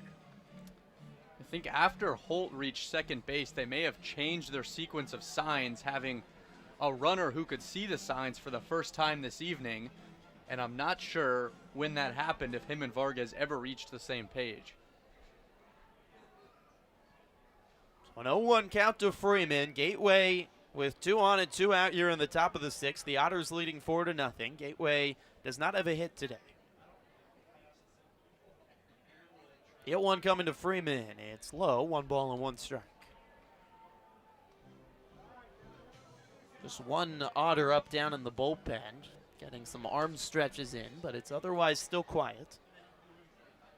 Grizzlies bullpen is all quiet too, so it looks like we'll see Weinberg's in the bottom of the 6th. 1-1 to Freeman. Swung on and lofted over the head of the second baseman Skinner and into right field, a base hit. Coming around to score is Holt. And Gateway's on the board with a run, and the no-hitter ends here in the top of the 6th. Well, John Vargas and the Otters are going to look back at that pitch clock violation called with nobody on and 2 outs. It was a 2-2 count, a pitch clock violation, and that really took Vargas out of the excellent rhythm he was in. Max Peterson walking on out to have a word here with Vargas, and now he has to be careful with this explosive Grizzly offense. Base hit by Freeman, Holt scores, and Rivera goes first to third. He's over at third base. And you really said it best, Griffin. Just felt like he was thrown out of his rhythm when all of that played out. And you got to look back. I mean, he was a strike away from getting out of this inning with just 76 pitches being thrown. And now here he sits, giving up a run, another runner on third base just 90 feet away, and he's sitting at 90 pitches. I mean, that's a huge difference in a performance tonight. All of a sudden, the tying run comes to the plate in Peter Zimmerman, a guy with 9 home runs on the season. You have runners on the corners, 2 out, and the incredibly dangerous Zimmerman. Now, you'd watch this game and think Gateway is not good offensively at all, but again, this is the top offense in the Frontier League. Vargas has just completely shut them down until the 6th inning. First pitch to Zimmerman is low, bounces away from Green. Coming in is the runner. Vargas tags him. He is out. Vargas is checking with Rivera just to make sure he's okay. A little bit of a collision, and Rivera got the worst of it. I think he cleated Vargas on the side. Vargas is in some pain as well in the right leg. A weird inning and a weird way to end the inning. A ball that bounced away from Green, but not really far enough that I don't understand why Rivera went down the third base line. And Green was kind of just letting it roll. All of a sudden, saw Rivera going, the quick underhand toss, and Vargas able to tag him out as Rivera collided into him. So that ends the inning and ends the threat. The no-hitter is over, but it's still a 4-1 lead for the Otters. We go to the bottom of the 6th on the Otters Digital Network and Flow Sports.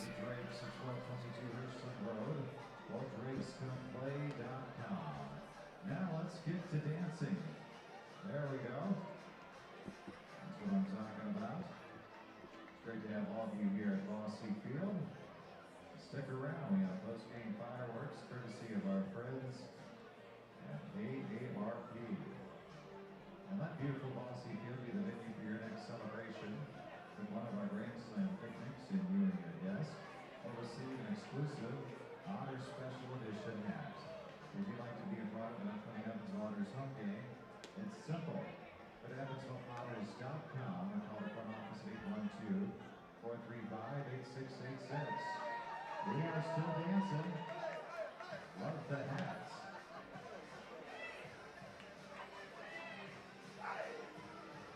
We're all living our best life here at Bossy Field.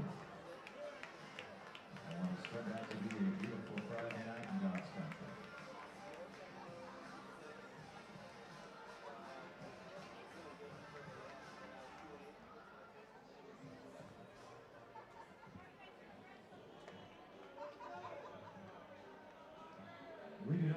Evansville Otters second baseman, number 1, Ethan Skipper.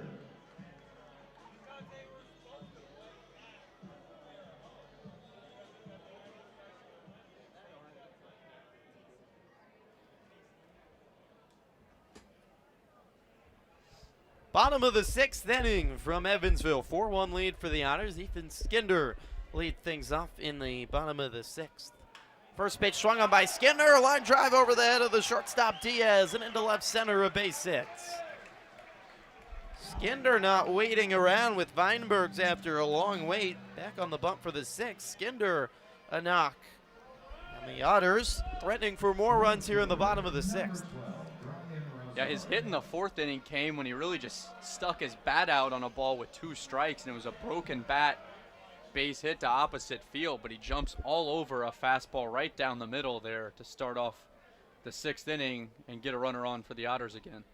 Brian Rosario had the RBI hit to put the Otters on the board 2 innings ago. Stands in and takes the first pitch outside for a ball.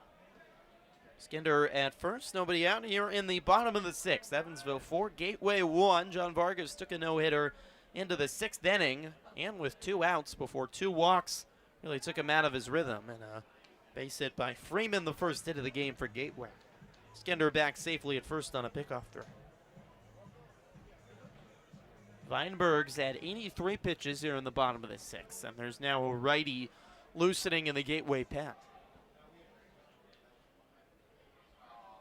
Comes the 1-0. It's swung on and hit high in the air to right. Back is the center fielder, Rivera, to make the catch a few steps from the track. 1 away. Rosario, who doesn't have a home run on the season, gave that ball a good ride. Yeah, he put a charge into it, and I think it carried farther than I even thought it was gonna, but he just got under it way too much.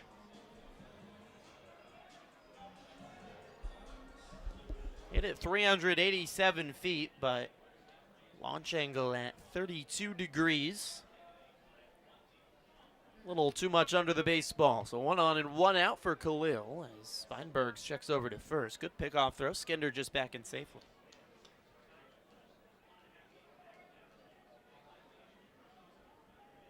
Quebec is beating Schaumburg right now on the top of the 6th on the west side of Chicago.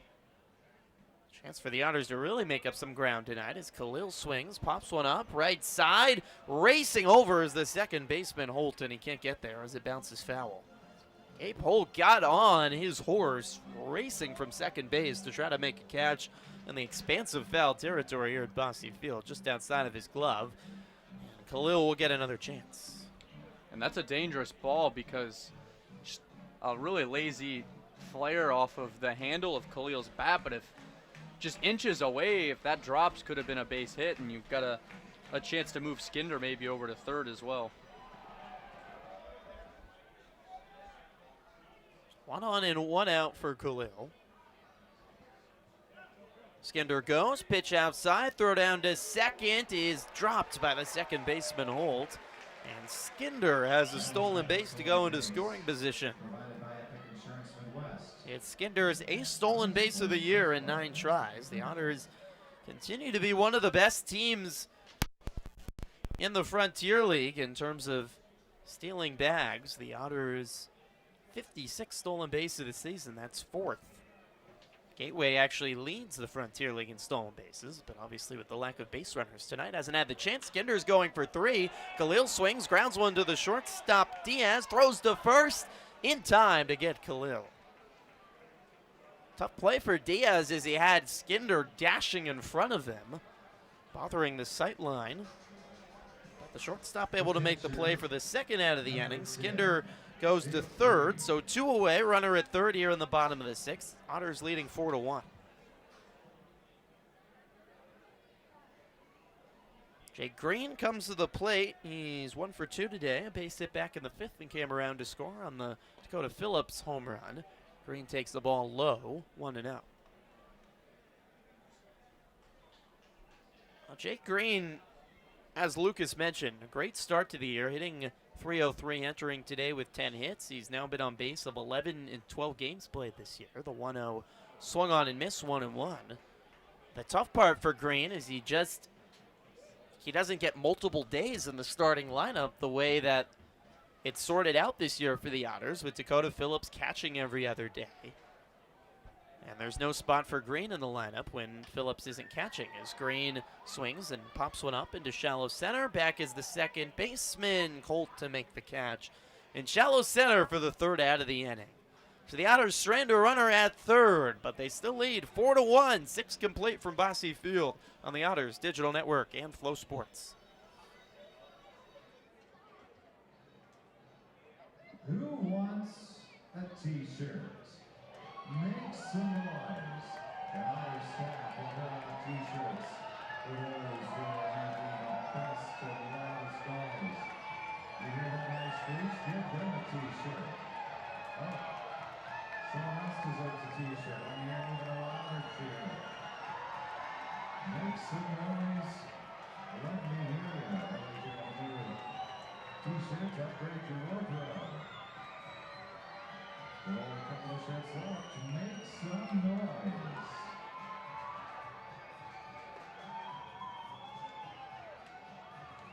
Skip the line or bank from the comfort of your own home with self-service options at Heritage. Heritage, a proud partner of Evansville Otters baseball.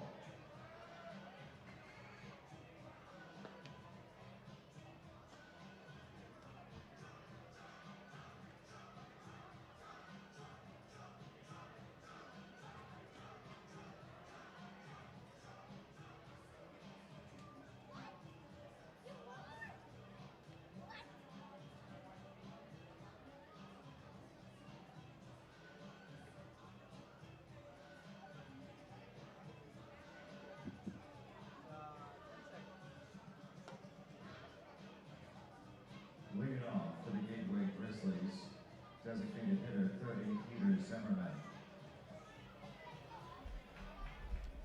Frontier League Baseball on Flow Sports is brought to you by Old National Bank. Your bank for Evansville, your bank for life. Otters off to a great start to the weekend. They lead 4-1 as we move to the top of the 7th here on the Otters Digital Network and Flow Sports. Peter Zimmerman leading things off here in the top of the 7th against John Vargas. Zimmerman takes the first pitch low. Zimmerman was at the plate in the bottom of the 6th. The tying run. Here comes the 1-0. Zimmerman swings and pops one up high in the air down the left field line. This ball is hooking foul.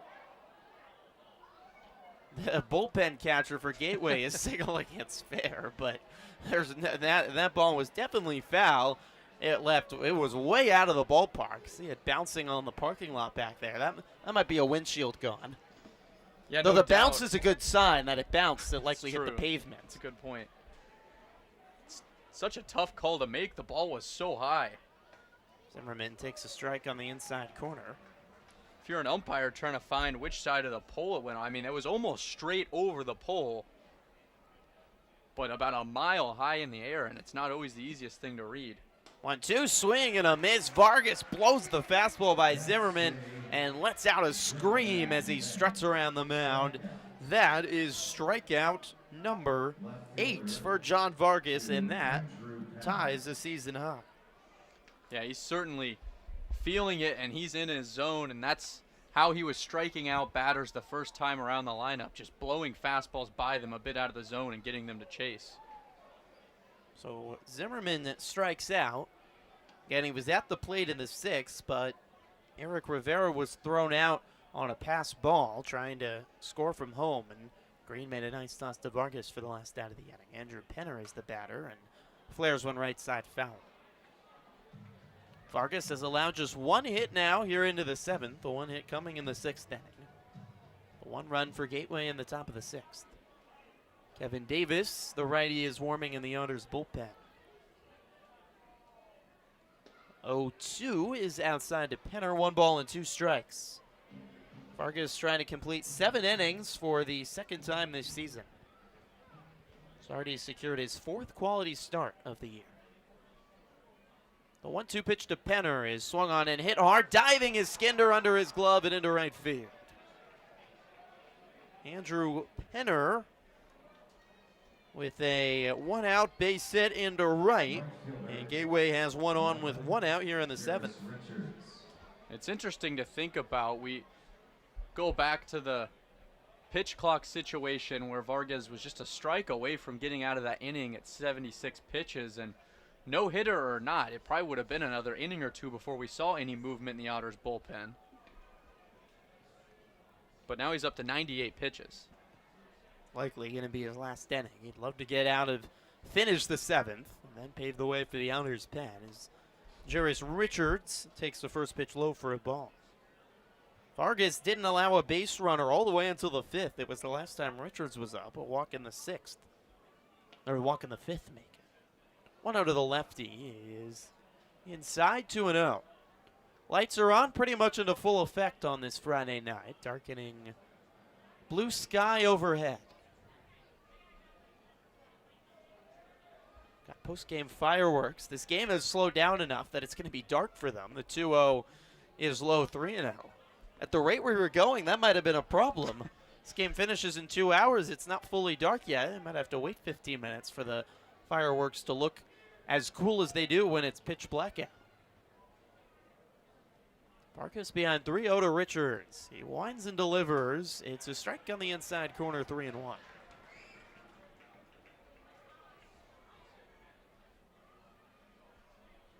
Vargas working out of the stretch, right arm dangling by his side. Beige glove sets at the belt. Winds home. It's low for ball 4. Vargas doesn't like it, reaches up his hands in some frustration and looks over to the Otters dugout. Steps off back behind the mound. We'll see if Max Peterson, the Otters pitching coach, makes a move. Green is out to give some signals to the Otters infield. 2 on and 1 out, and DJ Stewart is the tying run to the plate. Vargas will stay on the bump for now. 103 pitches in. Stewart is 0 for 2 today, a strikeout and a ground out, and now Jake Green is coming on out to discuss some more signals with Vargas. These two were in such a great rhythm through the first 5 innings, but when the runner got on at second with 2 walks in the 6th, it just seemed to disrupt everything for Jake Green and John Vargas. No doubt that's true, and I think one thing that's frustrating for Vargas, he had that game at New Jersey where he walked 9 batters. Other than that, has only walked 1 batter in each performance, and in a night where you feel like you're commanding your stuff so well, you have 4 walks this evening. First pitch to Stewart is swung on and missed 0-1, but there was only 1 walk through the first 5 innings, then the pitch clock violation. That's right. Since then, that's where all the walks have come.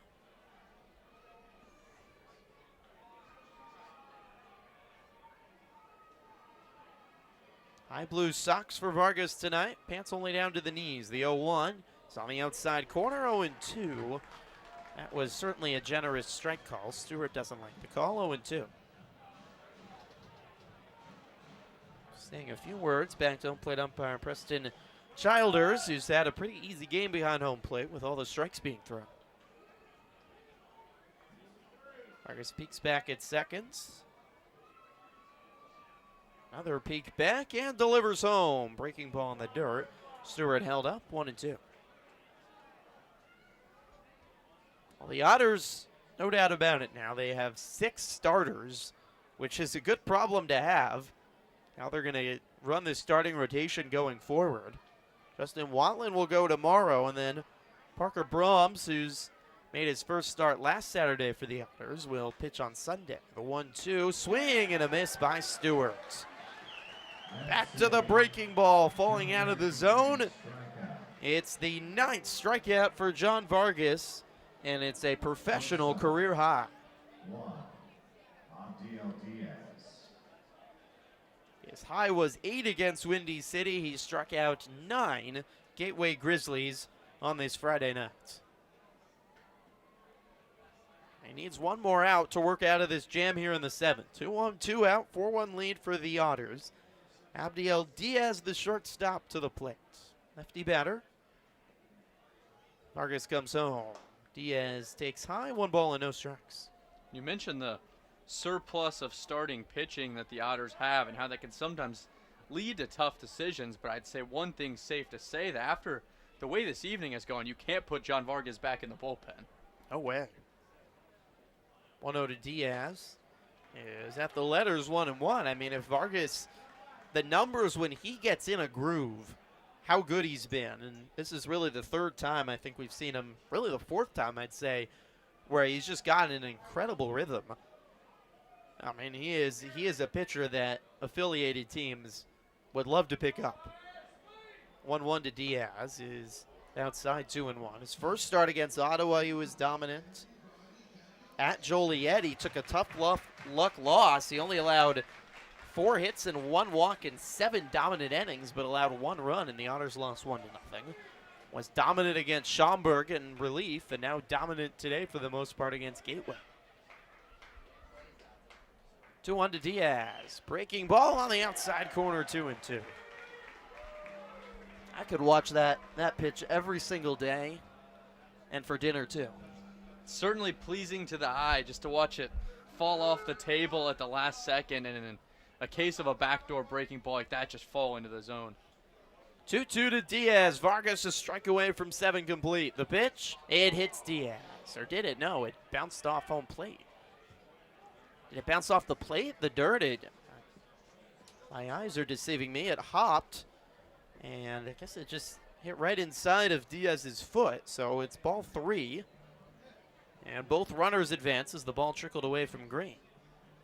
Certainly a little deceiving from our eyesight and angle here. It looked like it was definitely about to hit him, and then it just comes off the chest of Jake Green. So it's just a ball, but both runners advance. So full count to Diaz. This is a big pitch here. Vargas above the belt, kicks and throws, swing and a miss by Diaz. Ball in the dirt, Green tags him out for the 3rd out of the inning. 7 innings complete for John Vargas. He high-fives Jake Green and heads back to the dugout in one of the most dominant performances by an Otters pitcher this year. Take a bow, John Vargas. 7 innings, allowing just 2 hits and 1 run against the best offense in the Frontier League. A night to remember for John Vargas. We're stretching here at Bosse Field. Be right back on the Otters Digital Network and Flow Sports as the Otters lead 4-1.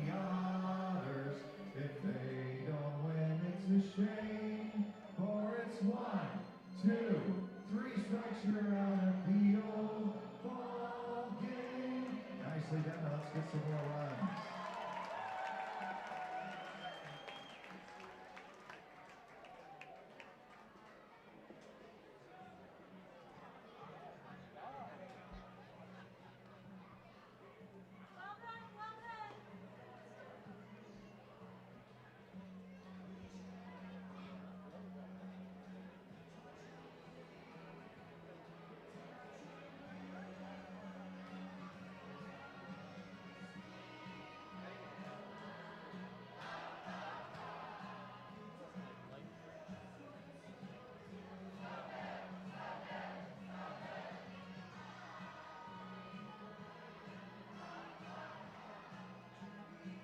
We do have a call to bullpen, Gateway, 20, named Garchow at the pitch, the battery Garchow on the mound. Fernandez behind the plate, inspired by Answer Auto Repair East. Find your battery needs. Welcome back to Bosse Field. It's a 4-1 lead for the Otters as we go to the bottom of the 7th inning. First game of this big 3-game series between 2 of the top teams in the Frontier League West. New pitcher into the ball game for Gateway. It's Nate Garco, formerly in the American Association with the Sioux Falls Canaries, Southern California native. Garco on the season, a 4.0 ERA and 13 appearances. He's been used a lot, 18 innings pitched. He's allowed 13 hits on 8 runs, 20 strikeouts, which is very good, but also has 7 walks. He'll face Noah Myers, the lefty, to lead things off here in the 7th. Myers fouls the first pitch straight back.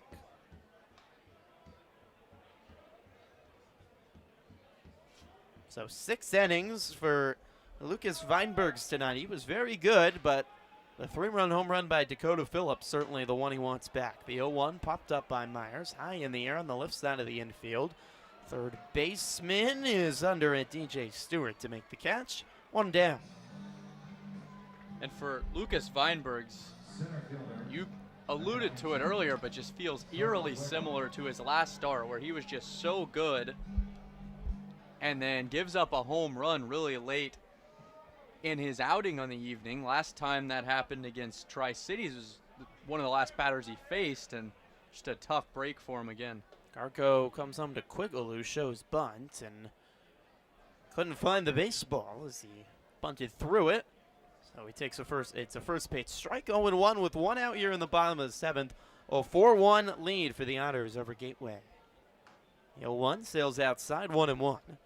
Garko, the righty, still listed as a rookie 1. Fastball, slider, changeup. Trying to bounce back after a rough outing last time out against New Jersey when he gave up 3 runs and walked 3 batters. The 1-1 swing and a miss by Quiggle chases a fastball up, 1-2. Kevin Davis looks pretty much ready in the Otters bullpen now. He's had a long while to warm up. Looks like he'll come in the 8th for the Otters. The 1-2 swing and a miss. And Quiggle's down on strikes, 2 away.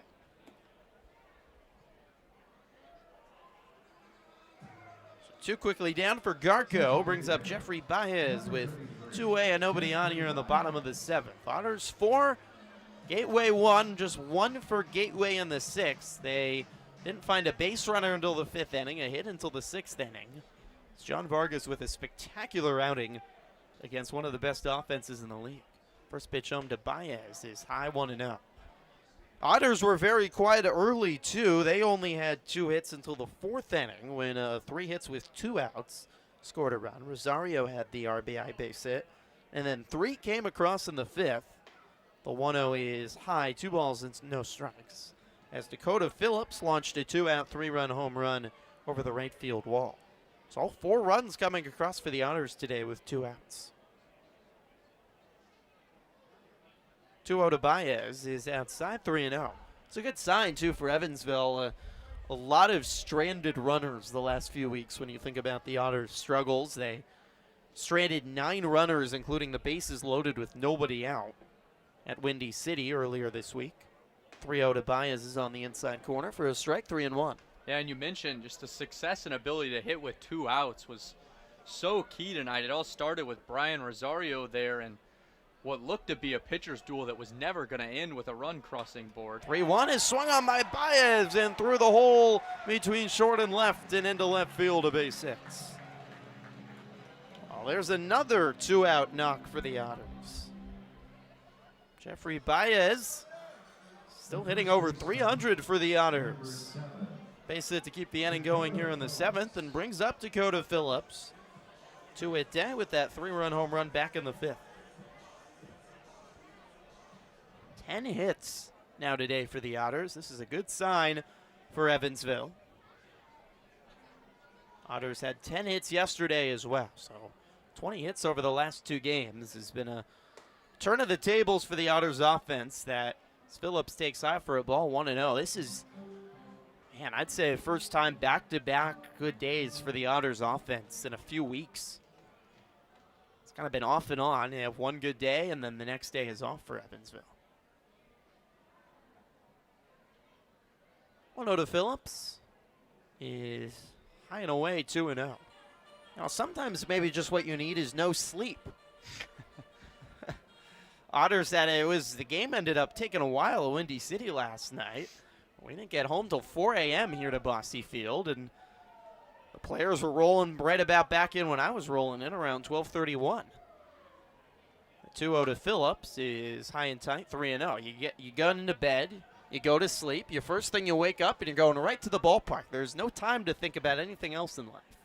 That's right. Maybe the bats never even went to sleep, and such a good sign for them to carry that offense over, as we talked about, a 6-game homestand where you're facing both the first-place teams in the Frontier League. 3-0 catches the outside corner to Phillips, 3-1. As I touched on earlier, the Otters had scored just 2 runs or less in 6 of their last 10 games entering tonight. And they entered last week, had 3 times over 6 games where they were shut out. 3-1 to Phillips is outside for ball 4. So Phillips works a walk. The Otters keep it going here with 2 outs in the 7th. They have 2 on with 2 out, and Jomar Reyes, the third baseman, to the plate. Third baseman, number 28, Jomar Reyes. Jomar Reyes, 1 for 3 today. A base hit back in the 4th. It came around to score the Otters' first run. Reyes now on a 9-game hit streak. He has 6 games this week. And I think the most incredible stat is the hits in 24 of his 28 games played. First pitch to Reyes is swung on and lifted into left center. Back is Penner, can't get there. It bounces off the warning track in the wall. 1 run will score. Phillips is sent. The throw is cut off in the outfield. It's 6-1 Otters on a 2 RBI double by Jomar Reyes. Evansville blows it open in the bottom of the 7th, and it's again more 2-out runs for the Otters.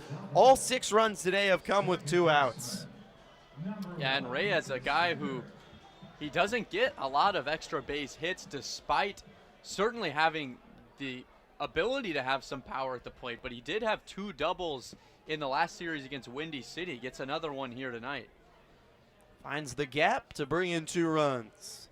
Ethan Skinder to the play with Reyes at second. Skinder swings at the first pitch, pops it up left side. The third baseman has no idea where it is. The shortstop, Diaz, makes the catch along the line in left field.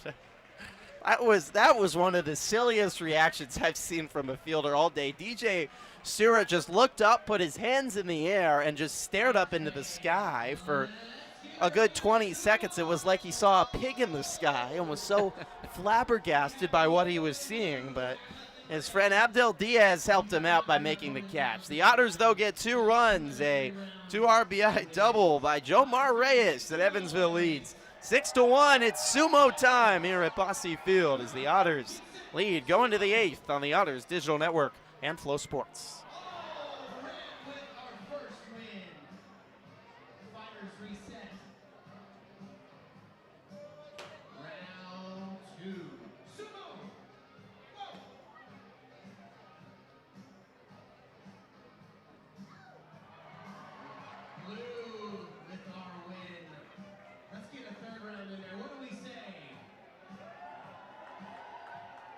Just don't hit the phone. Round 3, fight!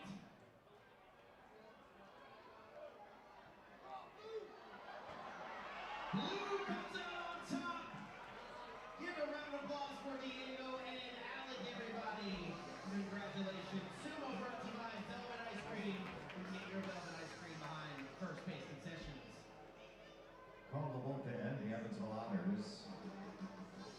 Kevin Davis in the pitch. The battery Davis is on the mound, green behind the plate. That's powered by the Answer Auto Repair East. Find your battery needs at the Answer Auto Repair East, 2319 North River Road. Give them a call, 812-475-9000. Tell them, sing from the Otters, sing you. Leading off for the Gateway Grizzlies, catcher 6, Alex Hernandez.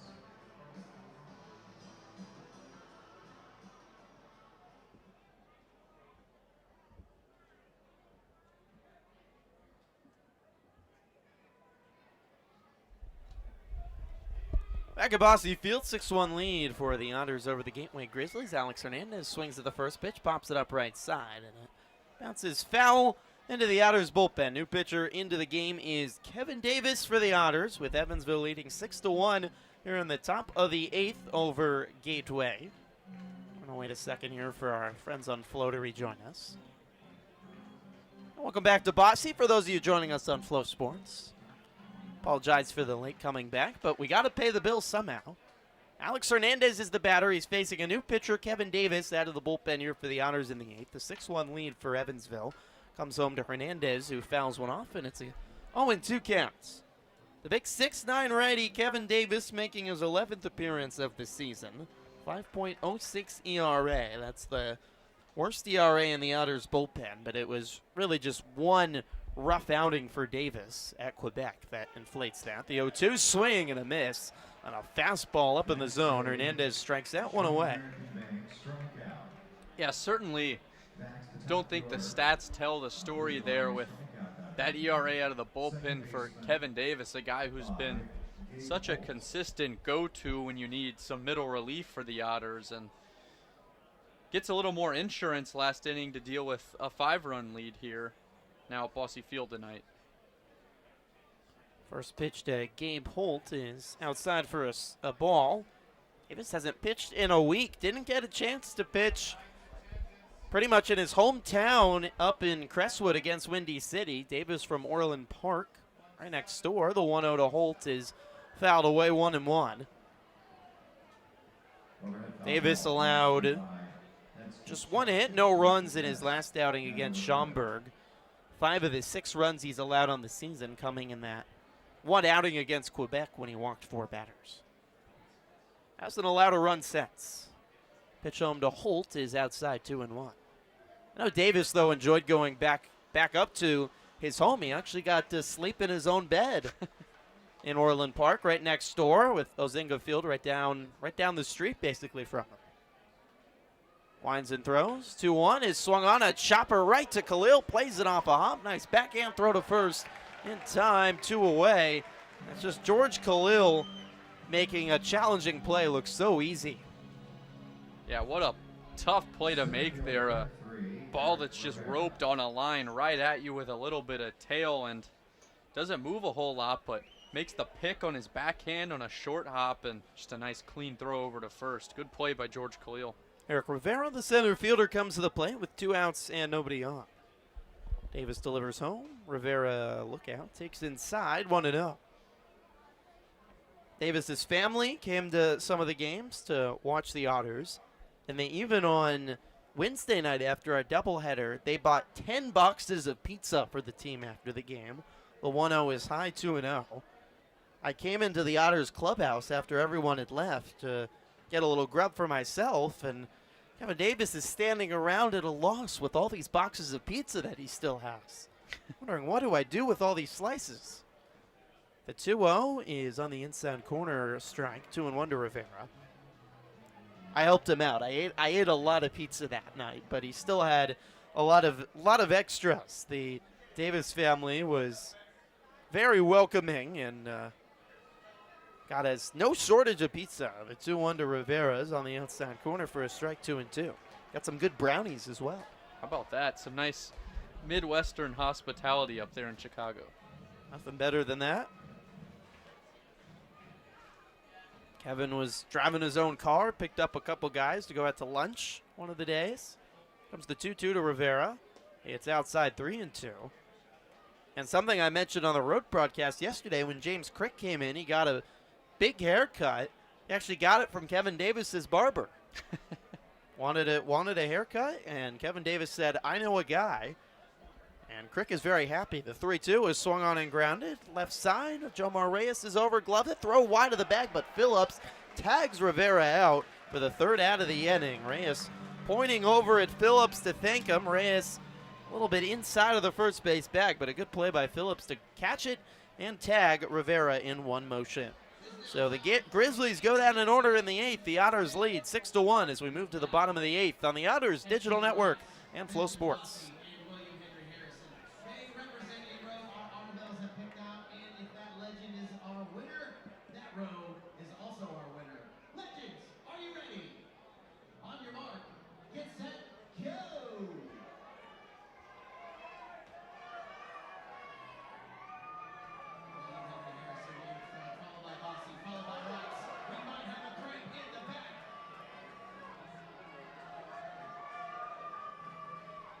Still pulling through. About 10 lengths. Harrison, our clear runner, but Wrights and Bosse following right behind, sputtering at the end. Congratulations to William Henry Harrison's row. If that was your row, great job. You're also our winner.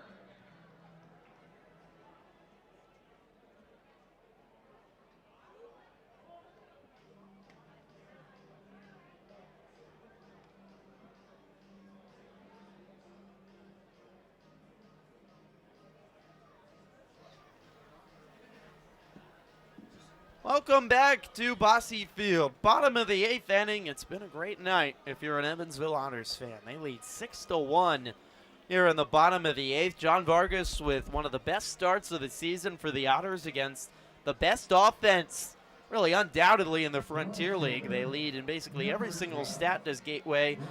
Vargas held Gateway hitless into the 6th. He was perfect through the first 4 innings and struck out a professional career-high 10 batters on the way to 7 spectacular innings.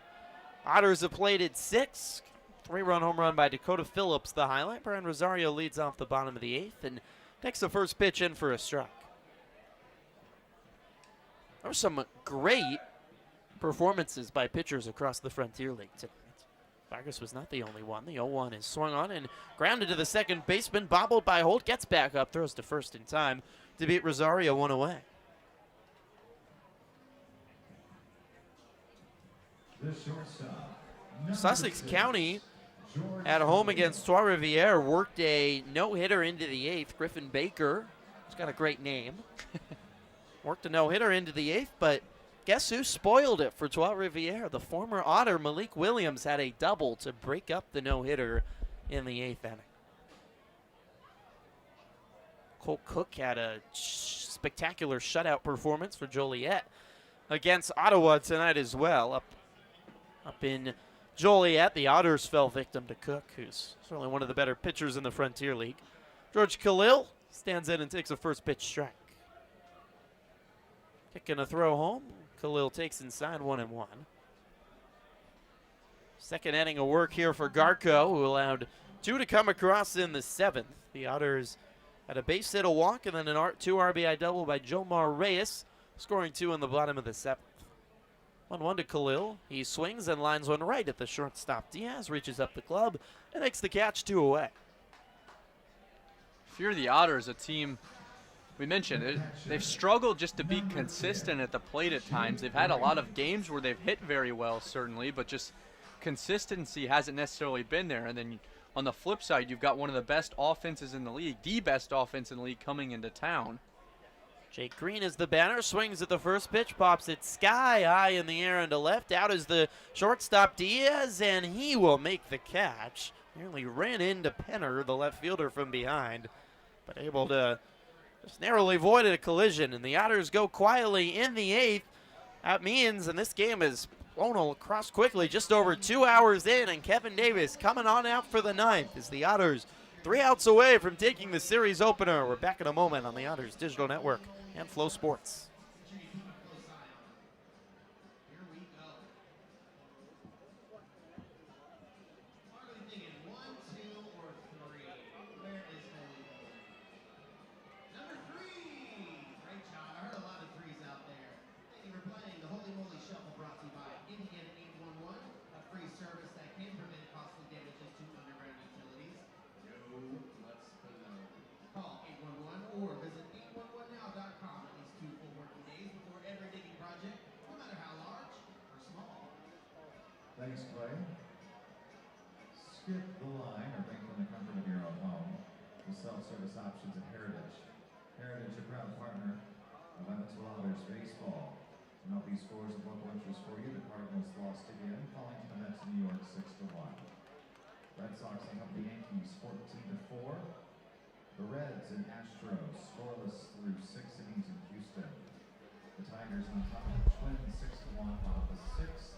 To the 9th inning from Bosse Field. The Otters 3 outs away from a series opening victory over Gateway. They lead 6-1 here on the top of the 9th inning. Kevin Davis worked 3 easy outs in the 8th inning, sent the Grizzlies down in order, trying to close out the game in the 9th. And we want to remind you that Frontier League Baseball on Flow Sports is brought to you by Bud Light. Tonight has been a great night to enjoy a beer.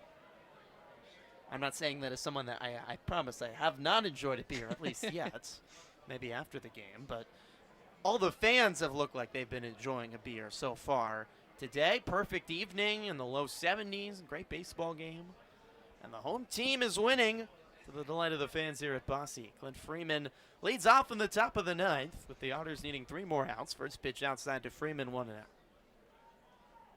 I am of age as well by a few years, in case anyone was worried.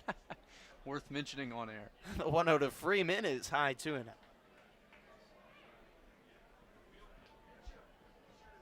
I've got some great drinks here at Bossy Field, though. I know the beatbox bats have been very popular since they've come into effect.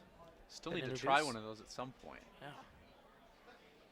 2-0 is swung on and missed by Freeman, 2-1. Maybe we'll share it, though, to break it up. No, okay, Lucas is willing to do the full thing. We'll just get a ride for him after he finishes. 6-1 lead for the Otters in the top of the ninth. 2-1 count to Freeman. Davis kicks and throws. Freeman swings, pops it up into left field. All the Otters putting their hands up to the sky as Noah Myers is under it and makes the grab one away. Well, if the Otters can get 2 more outs without allowing a hit, they are going to finish this game with allowing just 1 run and 2 hits to a team that entered today hitting .330. And that's unbelievable. Yeah, certainly alluded to it in the last half inning where, I mean, a team that's not always consistent at the plate in the Otters, and you're welcoming one of the best offenses in town. I mean, this has gone about as well as you could have asked for it to. Peter Zimmerman, the batter, swings and fouls the first pitch down the third base line. Schaumburg is still losing against Quebec. They're down to 5-1. The Otters entered today a game and a half back, and it's the 0-1 to Zimmerman is inside 1-1. If the scores hold, the Otters will just be a half game back in the Frontier League West when they wake up tomorrow morning. Yeah, it'll set up for some really exciting baseball to watch here the next 2 evenings at Bossy Field. 1-1 to Zimmerman is a fastball at the knees for a strike, 1-2.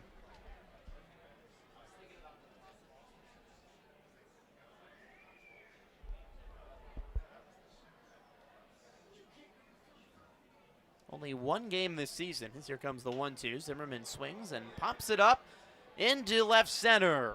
Quiggle is over, as is Myers, and it's Myers who makes the catch, 2 away. Only once this season has Gateway scored less than 2 runs. That was only 1 time against Schaumburg. They scored 1 run in a 4-1 loss. Grizzlies have had at least 4 hits in every game this season, but tonight they've been able to just 1 run and 2 hits, and the last chance for them is Andrew Penner. Smith comes home, Penner swings, pops it up into right. Over is Rosario, he makes the catch, and the Otters win 6-1. John Vargas, a spectacular performance, and the Otters pitching wins tonight in a battle of one of the top pitching teams against one of the top offenses in the league. Yeah, and certainly the way you want to start off a really tough homestand against currently the 2 top teams in the Frontier League in the West and the East. And, I mean, how about John Vargas? A tall task to step up to the mound against Gateway, a team with a .328 team batting average. They've got guys up and down the lineup hitting above or around 300, and boy, was he up to the task. 7 innings pitched, just 2 hits allowed, only allows the 1 earned run. And I mean, it feels like if you don't take away his rhythm in that inning where he just kind of had a little bit of a blunder with the pitch clock, I mean, what could have been? He was just in such a rhythm before that. And how about Kevin Davis as well? 6 up, 6 down to close out the game for the Otters. What a overall just team performance, but gotta tip your cap to John Vargas, one of the, if not the best pitching performance we've seen this season from an Evansville Otter. There's been longer outings, there's been shutout outings, there's been outings with a similar number of hits allowed, but to me, there's not been as dominant an outing with the strikeouts, with the competition in a big Friday night game, and as rhythm, and it felt like he was untouchable to an extent that I had not seen from any Otter pitcher, at least, all this season. And it has to excite Evansville fans because Vargas coming into the year was number 5 in this rotation. And he looks like an absolute weapon right now in this starting rotation. Yeah, no doubt. Just so much depth in the pitching staff. And you mentioned the issue of right now having somewhat of a surplus of talented starting pitchers, not knowing 100% sure how they're going to go forward with that. But you mentioned a big Friday night matchup. You got home really late from being on the road early this morning, if you want to put it that way. And, you don't necessarily know how your team's going to show up in a situation like that, but just business as usual, and probably the best overall performance I've seen from the Otters this evening. It was impressive against the first-place team in the Gateway Grizzlies. The Otters and the Grizzlies, their 5th straight loss. Evansville improves to 19-12 on the year. They now have 13 wins at home. That's more than anyone else in the Frontier League. Gateway falls to 19-11, but with Schaumburg losing, potentially will stay in a first-place tie with the Boomers, but the Otters will be just a half game back.